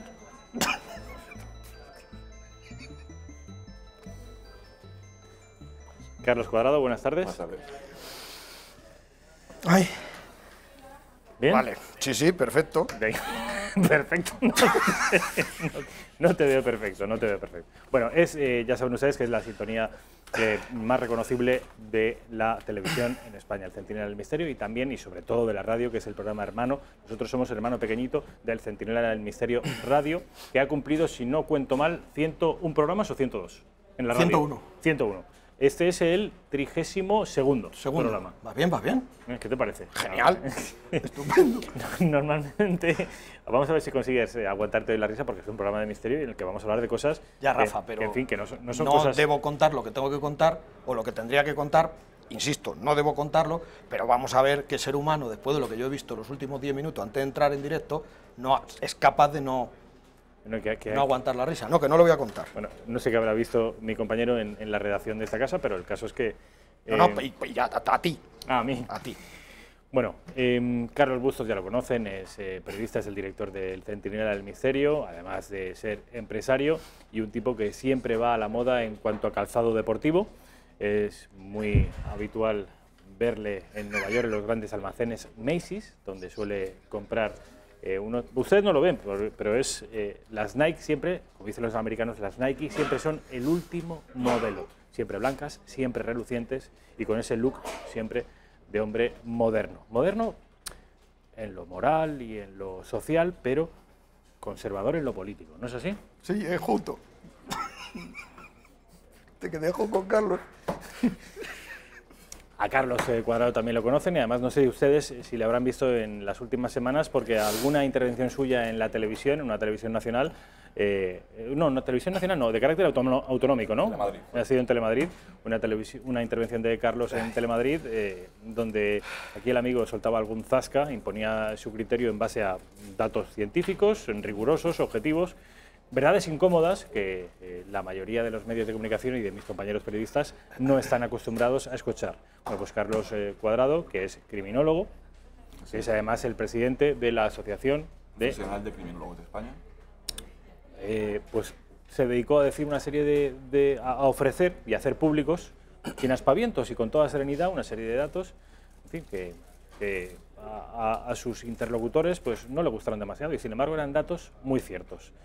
Yo les invito a que hagan una búsqueda en YouTube y en Google, Carlos Cuadrado Telemadrid, y verán aquí el amigo como lidia con unos cuantos... Sí, te lo va a contar él aquí esta noche. ¿Sí? Es una de las partes del programa que para mí son muy importantes porque creo que el acoso y derribo injusto de estos... Bueno, respeto ante todo. Calificativos, nos ahorramos los calificativos. Sí. Pero el acoso y derribo que ha sufrido Carlos por parte de cierta patulea no tiene razón de ser. Y creo que merecía venir a una casa como Intereconomía, que jamás censuráis nada, absolutamente nada a nadie, y tendrá oportunidad de decir la verdad, o sea, la verdad, con datos reales, objetivos, contrastados y sacados por organismos oficiales. La verdad de lo que pasó en ese plató y por qué Carlos Cuadrado dijo lo que dijo y por qué esos datos son incómodos a juicio de muchos. Carlos Bustos, tienes, como dicen el refrán, aludiendo a la jerga taurina, te paso los trastos de matar. Te dejo que gestiones. ¿Qué tenemos hoy? A ver. Pues tenemos, mira, desgraciadamente, me encantaría, Rafa, venir cada lunes y hablar 100% de misterio, pero de misterio en su más pura esencia. Pero es que desgraciadamente tenemos más crónica negra que misterios. ¿Vale? No deja de ser misterio también la crónica negra, ¿no? Sí, sí, en el fondo sí, es un misterio cómo se producen ciertas cosas, es un misterio cómo alguien decide matar a alguien, es un misterio la mente humana. Bueno, aquí tienes también un psicólogo, no solo forense y criminólogo, sino también el psicólogo. Y tenemos novedades en el caso de Mario Biondo y Raquel Sánchez Silva. Si me dejas... Sí, porque además me advertiste que iba a haber novedades en breve y efectivamente las ha habido, ¿no? Las ha habido, sí. Para refrescarle la memoria a nuestros televidentes, Raquel Sánchez Silva es una presentadora archifamosa que todos los días, de lunes a viernes, me parece, nos martiriza a partir de las 10 de la noche en la 1 de Televisión Española, pero que también ha sido presentadora de Gran Hermano VIP, también ha sido presentadora de La Isla de los Famosos, y se casó con un cámara de televisión, estuvo en Televisión Española, pero también en Telecinco, Mario Biondo. Y, resumiendo muchísimo, pues... No digamos nada que nos pueda buscar un problema, ¿eh? No, se casó con Mario Biondo. Sí, hasta ahí, perfecto. Y tuvo un... bueno, pues... ahí están las fotografías de la boda a la que alude precisamente Carlos. Raquel y Mario. Y en una de, bueno, pues en uno de los trabajos, a la vuelta de venir de trabajar Raquel, recordemos que antes la empleada del hogar se encontró ahorcado a su marido, a Mario Biondo. La familia de Mario Biondo, sobre todo su madre Santina de Alessandro y su padre Pipo Biondo, jamás creyeron en la tesis del suicidio y siempre han tenido como bastión su pensamiento que fue un asesinato. Carlos tiene una opinión, yo tengo otra opinión y las novedades son las siguientes. A ver, sí, porque además dedicamos un programa precisamente a este caso y Pero lo dejamos justo donde empezamos hoy. A ver, el 5 de... Como en las series de televisión, cuéntanos de dónde venimos y qué son las novedades. Bueno, pues venimos de varias autopsias, en las cuales la primera, que es donde más discrepo yo con Carlos, el forense español Abenza Rojo se enfadó una vez conmigo porque le llamé paleto profesional, y para mí hizo una autopsia bueno, pues llena de negligencias y como muy poco profesional. Con mucha prisa. Con mucha prisa también, con mucha prisa ya, pero es que un forense, cuando se encuentra a alguien ahorcado, no se puede hacer una autopsia con mucha prisa, con lo cual eso, para mí, llamarle autopsia con prisa significa un sinónimo directísimamente proporcional, que es incompetente, ¿vale? Porque no estás haciendo, digamos, la disección de una rana en un laboratorio. Estamos hablando de la autopsia de un señor que aparece ahorcado y que nadie se cree que se haya suicidado. Cuadrado, ¿tú por qué crees o sea, por qué dice Carlos Bustos que es incompetencia? Tú dices que lo hizo con mucha prisa. ¿Qué te hace pensar? ¿Que tuvo poco tiempo? Sí, bueno, tal y como ya comenté en su día, yo para mí podría defender perfectamente los dos lados de este partido, digamos. Pero en este caso yo considero que el forense lo vio tan claro que no hubo necesario tener que hacer ningún tipo de apertura sobre el cadáver. De hecho, después mandaron el cuerpo a Italia y otro forense italiano volvió a decir lo mismo que el forense español. Entonces yo no considero que haya habido una mala praxis, pero sí es cierto que es habitual, ya no medicina forense, sino medicina clínica, que estén saturados y que tengan esa rapidez para los pacientes. Pues también tuvimos un caso con un muerto resucitado el año pasado y por eso, pues como vas a cualquier médico de familia y a lo mejor tiene un día, en 8 horas de trabajo tiene 75 pacientes. Pues al final pues termina pasando esto, que muchas veces por la prisa, y en este caso pues si lo ves demasiado claro por tu experiencia profesional, pues... Fíjate qué prisa, Rafa, fíjate qué prisa, que no solo hizo una mala praxis y una auténtica chapuza de autopsia, sino que además supuestamente ahí hay un problema de falsificación de firma y que no es él la persona adecuada. Y digo supuestamente, pero no tendría por qué decir supuestamente, porque parece ser que no corresponde grafológicamente la firma del atestado de la autopsia con la del propio José María Benzarrojo. Sí, pero eso también es habitual porque muchas veces los forenses siempre firman dos forenses. Muchas veces, igual que los equipos psicosociales, y muchas veces en ausencia de uno, oye, pues firma por mí o hace un garabato o lo que sea, y realmente eso no es ilegal tampoco. O sea, puede estar feo, pero ilegal no es. Bueno, pues por lo pronto, la Audiencia Nacional de Madrid ha admitido a trámite la querella de los padres de Santina y de Pipo Biondo contra este forense. Admitida a trámite. O sea, que muy de rositas. La Benzarrojo, ¿no? Sí, muy de rositas y muy bien. No lo habrá hecho el forense, el primer forense que llegó al cuerpo sin vida ahorcado de Mario Biondo. Insisto, no lo habrá hecho muy bien cuando la Audiencia Provincial de Madrid ha admitido a trámite la querella de los padres. ¿Vale? En teoría, para mí, por falsedad, por supuesta falsedad, pero también por mala praxis. Eso por un lado. Y lo otro es que hay una tercera autopsia. Se hizo el 5 de noviembre del año pasado, de 2018. Se está haciendo. Se empezó el 5 perdón, de noviembre. Llevas razón, perdóname. El 5 de noviembre se autorizó para exhumar el cuerpo embalsamado de Mario y desde ese momento se está practicando una tercera autopsia. ¿Una autopsia puede durar varios meses? En este caso es que son 8 forenses los que lo están haciendo. No sé si recuerdo si 7 o 8 actualmente. Entonces, como seguramente estén pidiendo varias pruebas de toxicología y demás, pues sí puede alargarse a espera de resultados. ¿Sabe lo que me sorprende? Me sorprende y me mosquea, Rafa, que te cuente por qué a Carlos y a mí no nos han aceptado cuando estaba todo como muy bien encauzado, ¿verdad, Carlos? De que íbamos a ir Carlos y yo a Italia como testigos de esa autopsia, de esa tercera autopsia. ¿Y qué ha pasado? Bueno, pero que te lo cuente el mejor. Que... No, cuéntaselo tú, que es el que has estado. Oye, aquí alguno me lo tiene que contar, ¿eh? Le paso la pelota. No, pues eso, que no nos han autorizado. Finalmente, después de todo muy buenas palabras, después de incluso tener pensada la fecha, billetes de avión y todo, pues resulta que nos han desautorizado por completo el ir a ser testigos de esa autopsia. Yo quiero pensar,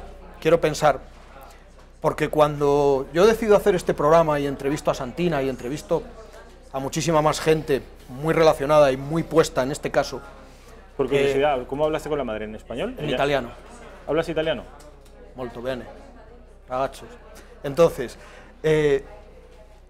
bueno, sí, bueno, ¿te quieres que te pase la entrevista? Verás que italiano, pero Ramazzotti un aficionado, ¿sí o no? Sí, es cierto, hablo italiano. ¿Vale? Entonces, Rafa, he perdido el hilo, es que no puede ser. Prefiero que me quite las gafas como a mi compañero. No, se las he quitado, las tenía en la mesa. A ver, la tercera autopsia. Sí, que yo creo que es porque ellos pensaban, cuando yo entrevisté a Santina, cuando yo entrevisté a otra persona también muy importante de La Vanguardia, Sierra. Sí. Sierra, me parece que es su apellido, Sierra. Pues pensaban que nosotros, nuestra posición, la posición del Centinela del Misterio, Rafa, iba a ser 100% contra Raquel y 100% a favor de la familia Biondo. Y como nosotros no nos casamos con nadie y decimos lo que creemos que es justo, cada uno con nuestra opinión, siempre con el presuntamente por si acaso moscas, ¿vale? Pues parece que ha habido una serie de tiranteces, parece que ya no nos quieren tanto como nos querían, ¿vale? ¿Pero habéis hecho algo para que os dejen de querer? Pues a lo mejor favorecer un poquito a Raquel en algunas cosas. Aunque tú a Raquel le diste por todos los lados, de psicópata para arriba. Sí, eso presuntamente psicópata. Compatible, digamos, por todas las series de cosas que ha hecho. No nos busquemos un lío. No, presuntamente no. Ahí está el programa de radio. Sí, es verdad que como había tiene unos rasgos de psicópata esta mujer que no se tienen pie. Más incompatibilísimos. Desde luego, además escribió un libro donde para mí son indirectas a lo que pasó con su marido, pero bueno.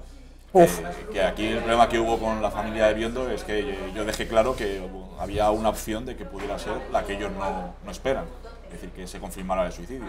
Entonces parece que si esa opción fuera posible y nosotros la apreciamos como tal en la tercera autopsia, pues no les gustaría que se supiera aquí en los medios de España. Entonces prefieren que al final los que en teoría son más imparciales, también porque malamente en internet empezaron a dar rumores como que estamos recibiendo unas cantidades económicas por parte bueno, no de esta mujer, pero de otras personas que podrían estar haciendo modificar nuestras versiones. ¿Serás tú?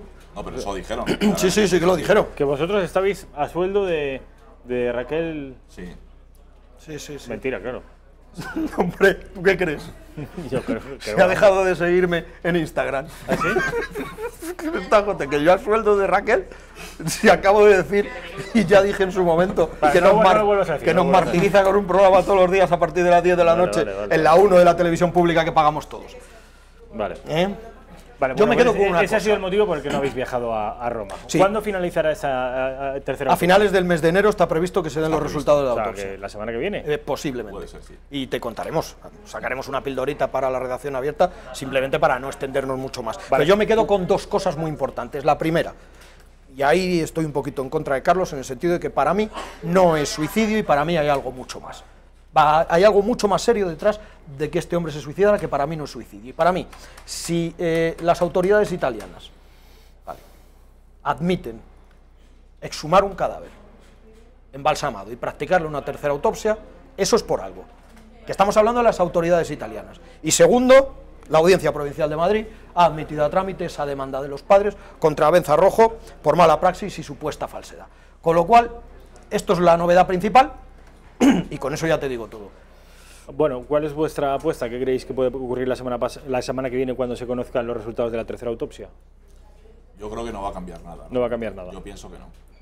Carlos es de los que piensa que después de 5 años, por muy embalsamado que esté el cuerpo, 5 años y medio, que es muy difícil descubrir datos nuevos, forenses. ¿Y tú crees también que no va a cambiar nada, no? Yo creo que sí que algo va a cambiar. ¿Sí? A mí me encantaría Tengo cambiar, un pálpito. pero pienso que no va a cambiar.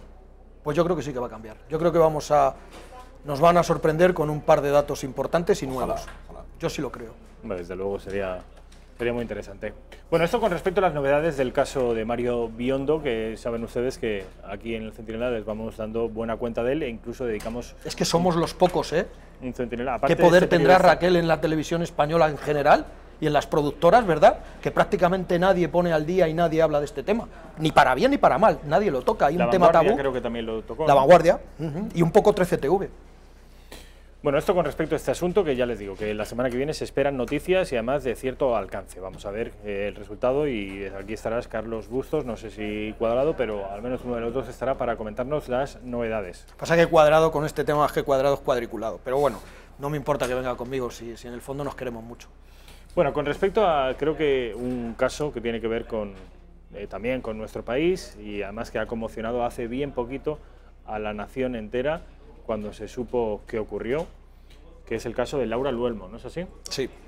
El caso de Laura Luelmo, la verdad es que sí se ha hablado mucho y poco tenemos que agregar. Yo solo, y aquí sí que quiero que Carlos Cuadrado nos responda, porque yo sí que tengo yo veo cosas raras. ¿Vale? Yo veo cosas raras. Carlos, hay dos WhatsApp que para mí son muy importantes. El primero es en el que le dice a su novio y a su familia que se siente muy incomodada por el psicópata de Montoya, que se siente muy incomodada, que a mí no me importa decirlo, de raza gitana, porque igual que parece ser que de 85 manadas se ha pixelado a todas menos a la de San Fermín, que son donde está el guardia civil y el militar español, y parece ser que de 85 manadas solo ha habido derecho a acoso y derribo a la nuestra, a la española, que es donde tienen que estar, es en la cárcel, por cierto.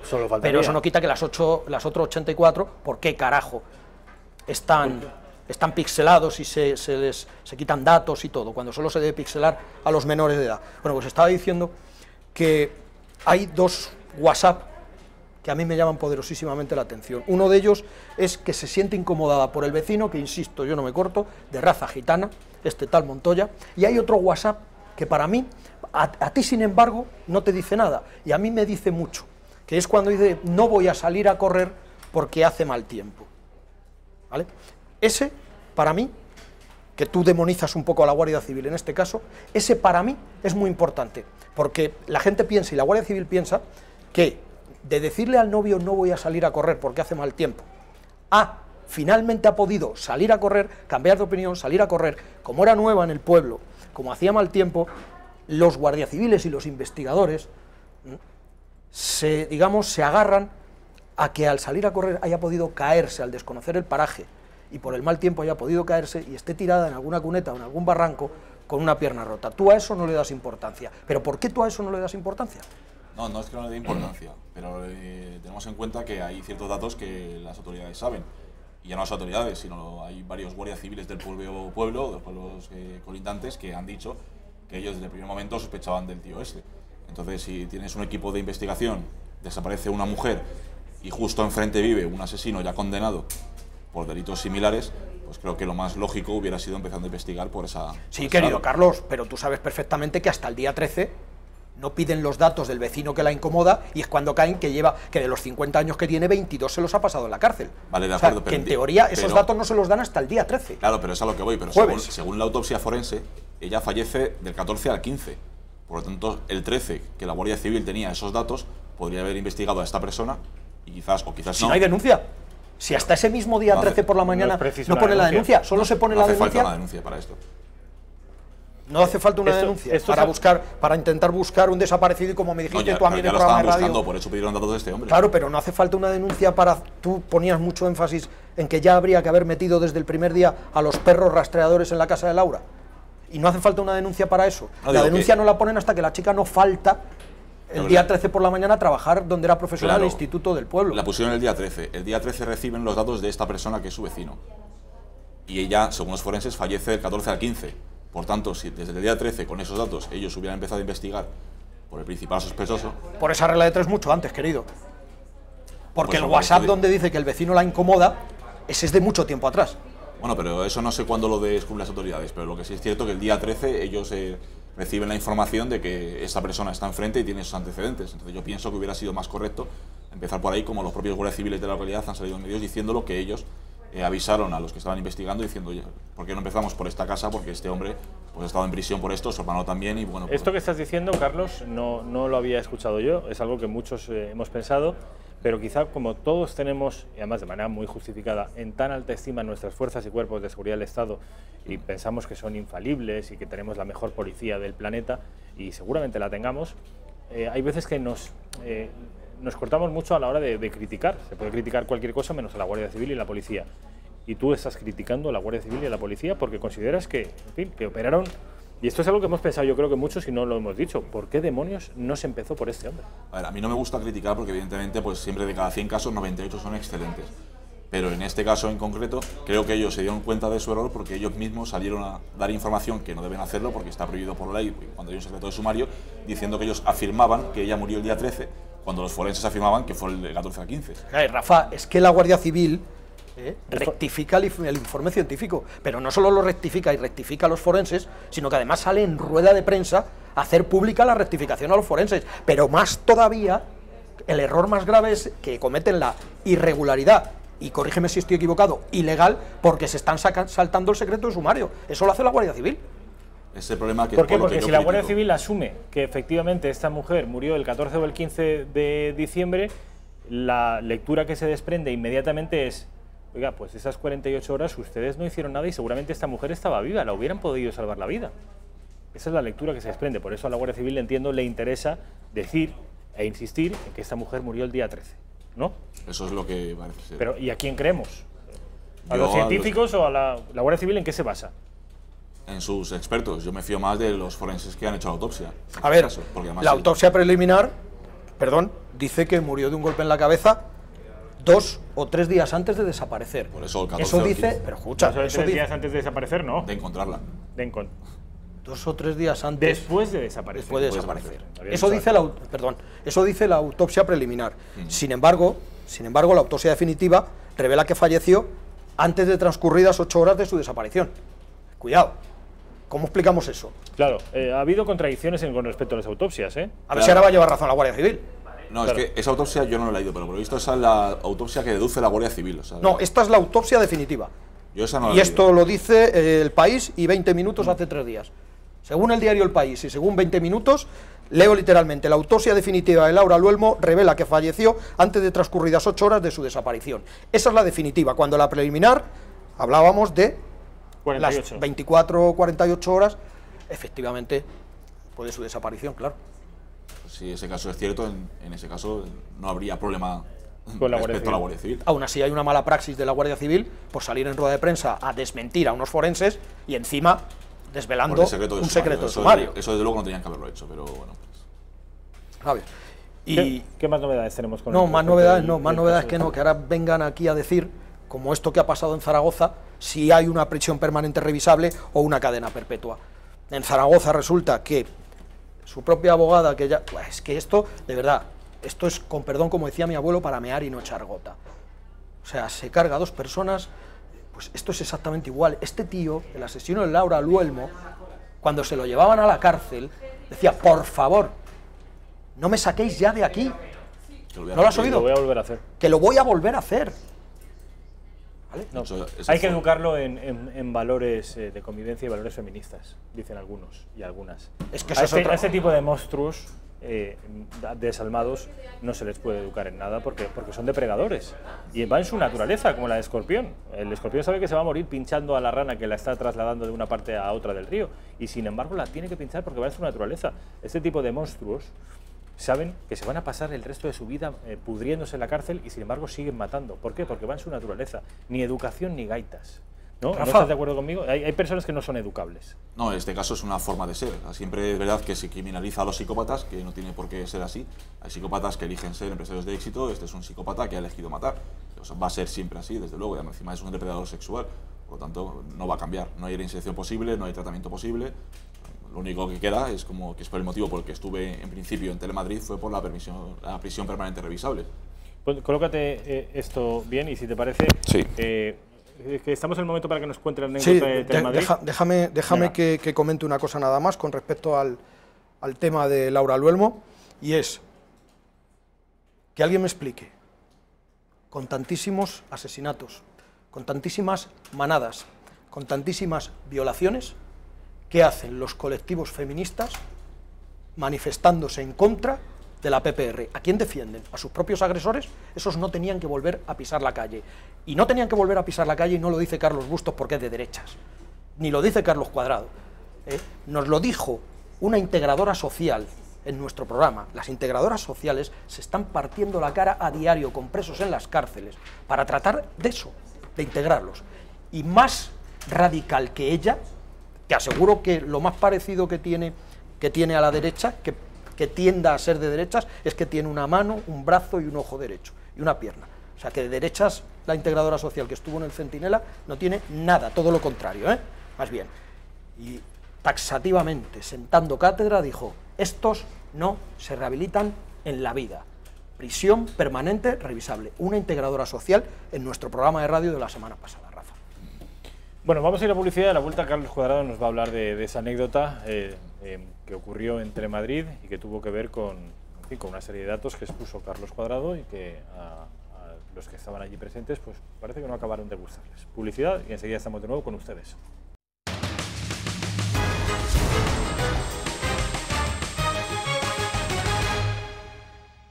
Bueno, vamos a lo que les anunciaba en el contexto del debate con respecto al asesinato de Laura Luelmo, porque era este contexto, ¿no? Acudes a Telemadrid. Me llamaron básicamente para dar un poco mi idea, mi opinión profesional y personal sobre la prisión permanente revisable. ¿En calidad de ibas? En calidad de invitado, de experto, sí. Entonces, bueno, me pusieron un croma y les gustó lo que dije o les debió gustar y cometieron quizás el error de sentarme en la tertulia que yo no sabía de qué estaban hablando, yo no llevaba preparado ningún dato porque no sabía de qué estaban hablando. Y bueno, pues estuve un poco en lo que es el debate y de repente veo que me preguntan, la presentadora a través de Fallarás, que si los hombres tenemos algún gen o alguna biología que nos hace matar a las mujeres. Entonces yo expliqué... Es que solo la pregunta ya es un insulto. Yo simplemente dije pues, que a nivel criminológico, criminalístico, los hombres y las mujeres tienen metodologías diferentes de matar. Es decir, los hombres pues, suelen ser más agresores, más cazadores, como se suele llamar. Suelen matar a mujeres, es cierto, pero las mujeres suelen matar más a los niños o a los ancianos, además unas muertes más silenciosas. Y di la cifra, luego rectifiqué porque me equivoqué, porque no lo tenía preparado para el programa, de que en el 2008 tenemos registrados 57 casos de... 2018. 2018, de menores muertos a manos de sus madres, madrastras o parejas de los padres. En el programa dije 67, luego rectifiqué. ¿Y cuántos eran? 57. Entonces, claro, pues empezaron un montón de asociaciones, bueno, hembristas, porque no lo considero feministas, pues atacarme por redes sociales, acosarme, periodistas relacionados con otras cadenas y demás, a increparme, a investigarme. He tenido que poner 2 querellas, una contra un alto cargo de un colegio profesional, otra contra otro periodista. En fin, están haciendo una serie de alegaciones y poniendo en duda mis cualidades o mi información simplemente por esas alegaciones que hice. Algo me parece... Cuando los datos están ahí, ¿eh? Pero dices que 57 niños asesinados por sus madres, madrastras o parejas de los padres en 2018. ¿Y cuántos niños asesinados por parte de padres? Tenemos contabilizados unos, creo que eran 10 en ese momento. Porque todavía estamos cerrando un par de... Es una diferencia grave. Lo que pasa es que dicen que ¿de dónde salen las cifras? Dicen que me las he inventado para ganar popularidad. ¿Por qué dicen esto? Porque sin tener yo nada que ver con ningún partido político, porque soy bastante apolítico, lo que pasa es que Vox cogió este fragmento de vídeo de Telemadrid y lo difundió por sus redes. Entonces, claro, muchas personas me han asociado directamente a Vox por este vídeo. A mí pues no ya me paga Vox, ni sin más es un dato estadístico que tenemos nosotros. Ya lo que te faltaba. Estaríamos forrados, nos paga Vox, nos paga Santina Biondo, ¿quién más nos paga? Fallarás no nos paga. Bueno, y entonces, cuando lo dijiste en directo, tus compañeros de tertulia, ¿cómo reaccionaron? Empezaron todos a gritar para cortar el debate, hubo un alboroto, se puede ver el vídeo en internet. Y bueno, de hecho, no sé si fue la compañera o la presentadora, dijo que en España pues que no es un problema el tema de la violencia con menores. Se oye en el vídeo, sabes que se oye tal cual, se oye entre los gritos y los vaivenes se oye este dato. Entonces, bueno, a mí me gustaría explicar que fuentes oficiales no hay porque la legislación anterior decidió no contabilizar como tal esto, a diferencia de lo que sí que hacen cuando un hombre mata a una mujer. Cosa que me parece injusto, son estadísticas, no pasa nada. O sea, los hombres matan, las mujeres matan, los niños matan, los animales matan y los ancianos matan. Viene en el ser humano. Entonces siempre me achacan a que en el INE, en el Instituto Nacional de Estadística, no vienen referenciados mis datos, que no corresponden. Entonces, yo hice un comunicado respondiendo. Digo, mira, vamos a tomar de ejemplo el 2017, porque en 2018 no han publicado datos. Si en 2017 buscamos en el INE homicidios de niños, por ejemplo, de 0 a 1 año, te sale que solo hay 3. Tanto si es por madre como padre. Te sale que hay 3 homicidios. Si tú pones niños asesinados menores de 1 año en Google, en 2017, te salen 10. Es decir, 3 veces más. Por tanto, según el INE, hay 24 menores muertos en 2017. Según la prensa, es el triple. Si haces esa proporción con 2018, mis cifras coinciden con la de 2017. De hecho, ha habido un colegio de médicos que en defensa de los datos o de la verdad, ellos dicen que puede variar un 30% la información que recibe el INE a la que es publicada la gente de Fiscalía. Luego, sin olvidar que hay muchos casos en los que se inicia un procedimiento judicial y no hay condenas de momento. Es decir, imaginemos que una mujer o un hombre asesina a su hijo este año y no está del todo claro, en procedimiento judicial abierto, digamos, y el juicio se celebra en 2020. Pues este año no queda contabilizado ese niño como víctima de homicidio, y en 2020, cuando hay una sentencia condenatoria, no se modifica tampoco la estadística de 2018. Por lo tanto, se queda en un cajón desastre donde ese niño al final nunca queda contabilizado. No ha muerto, teóricamente. No ha muerto. O cuando una mujer abandona a un bebé, no un aborto natural, sino que abandona a un bebé en un contenedor, como ha habido 2 casos en España en 2017, uno en armario y otro en un contenedor, un bebé ya, a término, digamos, no un preaborto. Entonces, en este caso tampoco son contabilizados y nosotros los contabilizamos. No contabilizamos abortos naturales porque si no hablaríamos de miles de muertes, pero en este caso de la intención de abandonar, el debate en Twitter con una de estas hembristas, dice, es que no me puedes comparar matar a una mujer con dejar a un bebé abandonado en un contenedor. Eso no es equivalente a matar nunca, me dice. No. Digo, hombre, te dejan a ti en medio de desierto atado con 2 cadenas, no te estoy matando, pero... Las odiosas dobles varas de medir y que llevan el ascua a su sardina, que es lo único que saben hacer bien. Están consiguiendo una batalla, una guerra de sexos, y eso es lo peor que puede pasarle a una sociedad, porque puede haber una guerra entre nacionales, entre blancos y negros, entre amarillos y negros, pero como rompamos la sociedad entre hombres y mujeres, acabamos ya... Vamos a acabar muy mal. Rafa, mira... Nos quedan 4 minutos. Pues muy rápido. Muy rápidamente, porque sé que tienes 4 pinceladas de darme. Sí, mira, la sección 5ª de la Audiencia Provincial de Valencia ha condenado a 4 años y 8 meses de prisión por un delito de abuso sexual y otro de estafa a una mujer que forzó sexualmente a una amiga y la engañó para que le comprara 2 teléfonos móviles. La condenada, aparte de los 4 años y 8 meses, la tiene que indemnizar con 900 euros. Eso es una noticia. Otra noticia, por ejemplo, acuchilla a su novio en el abdomen tras una discusión por haberle roto el móvil. Otra noticia, por ejemplo, muere una niña de 9 años en el suicidio ideado por su madre. muere, no dicen, es No la matan. asesinada por su madre. Claro, pero muere. Bueno, esto es El Mundo, aquí está, El Mundo, Europa Press y ABC. Cuando No me estoy inventando las En noticias. La Paz se tiró el hombre con el niño en brazos, fue un padre asesina a su hijo tirándose por la ventana. Efectivamente, y herido muy grave un hombre de 56 años al ser apuñalado por su mujer con un cuchillo de cocina en Carabanchel. Rafa, esto, ¿sabes lo que han conseguido con ello? Este enfrentamiento entre sexo masculino y sexo femenino, cuando en poco tiempo has oído tú 4 noticias de estas. Lo único que están consiguiendo con esto es echarse tierra encima, por un motivo, porque esto antes rara vez salía en la prensa. Rara vez salía en la prensa, y ahora no solo sale, sino que además con las redes sociales se engrandece. O sea, estas 4 noticias que acabo de dar, y podía haber dado 10 más, Rafa, son el ejemplo vivo de lo que del enfrentamiento y de la crispación social entre sexos. Y no lo han empezado, creo, no lo han empezado los hombres. Los hombres... Ni las mujeres en general. Ni las mujeres en general. Una serie de grupos muy radicales. Rafa, los hombres, y esto me puede crear un problema, porque me van a llamar que si ya estoy diciendo que si el sexo débil, no es así. Si las mujeres tuvieran la misma fuerza física que los hombres, Rafa, no habría 47 mujeres muertas. ¿Vale? Pero sí es cierto que esta crispación es echar tierra encima hacia un género femenino que no solo es necesario, sino que, como digo y no me harto de decirlo, tienen muchos más dedos de frente que nosotros y en muchas ocasiones, por no decir en todas, ponen la cordura que les falta y que nos falta a los hombres. Pues estas 4 noticias antes no salían, debido a esta crispación, ahora salen. Bueno, nos quedan menos de 2 minutos y me gustaría que en esos 2 minutos me dijerais si creéis que va a haber un milagro con el niño Julen. Carlos Cuadrado, en primer lugar. Me gustaría no pronunciarme respecto a ese tema.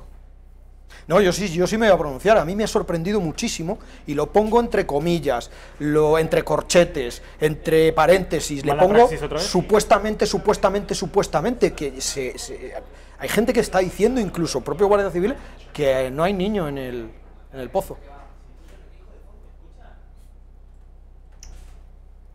Yo no sé si hay niño en el pozo, no lo sé. Sería muy macabro, ¿vale? Todo esto. Pero si tú fuera, no has oído eso, o me lo estoy inventando yo también. También lo he oído. Yo lo he oído de un minero y de un pocero que decían que es imposible que un niño de 2 años cupiera por un espacio de 25 centímetros y que forzándolo cabe un poco, pero que descienda 100 metros. Y que si hay niño, también he oído yo en varias fuentes, si hay niño, no ha caído como cae un niño a un pozo, que es de pie, evidentemente, brazos arriba, arañándose. Decir que tienes un montón de padres, para mí, anormales y negligentes, que han comprado tuberías de ese tamaño y están metiendo a su hijo y lo están grabando y subiendo a las redes para que vean que cabe. Pero es que no sé qué sentido tiene. Sí, lo están haciendo. Supuestamente, mucha gente dice, supuestamente, perdón, que no pienso eso, que el niño está en el pozo, pero que no ha caído accidentalmente, como se nos quiere hacer pensar. Y otros dicen que no hay nadie en el pozo. Bueno, pues Dios quiera que haya un milagro, que Julen esté vivo, si es que está en el pozo, y si no está en el pozo, que esté igualmente vivo, y que esos padres dejen de sufrir, porque están siendo desde luego unos días muy duros. Sí. Carlos Bustos, ha sido un placer, como siempre. Un placer. Mil gracias, Carlos Cuadrado, como siempre, un placer. La semana que viene vamos a tener novedades con respecto al caso Biondo. Vamos a ver por dónde nos salen estos nuevos estudios italianos, a ver si confirman o desmienten las anteriores 2 versiones. Les dejo con el informativo de Intereconomía.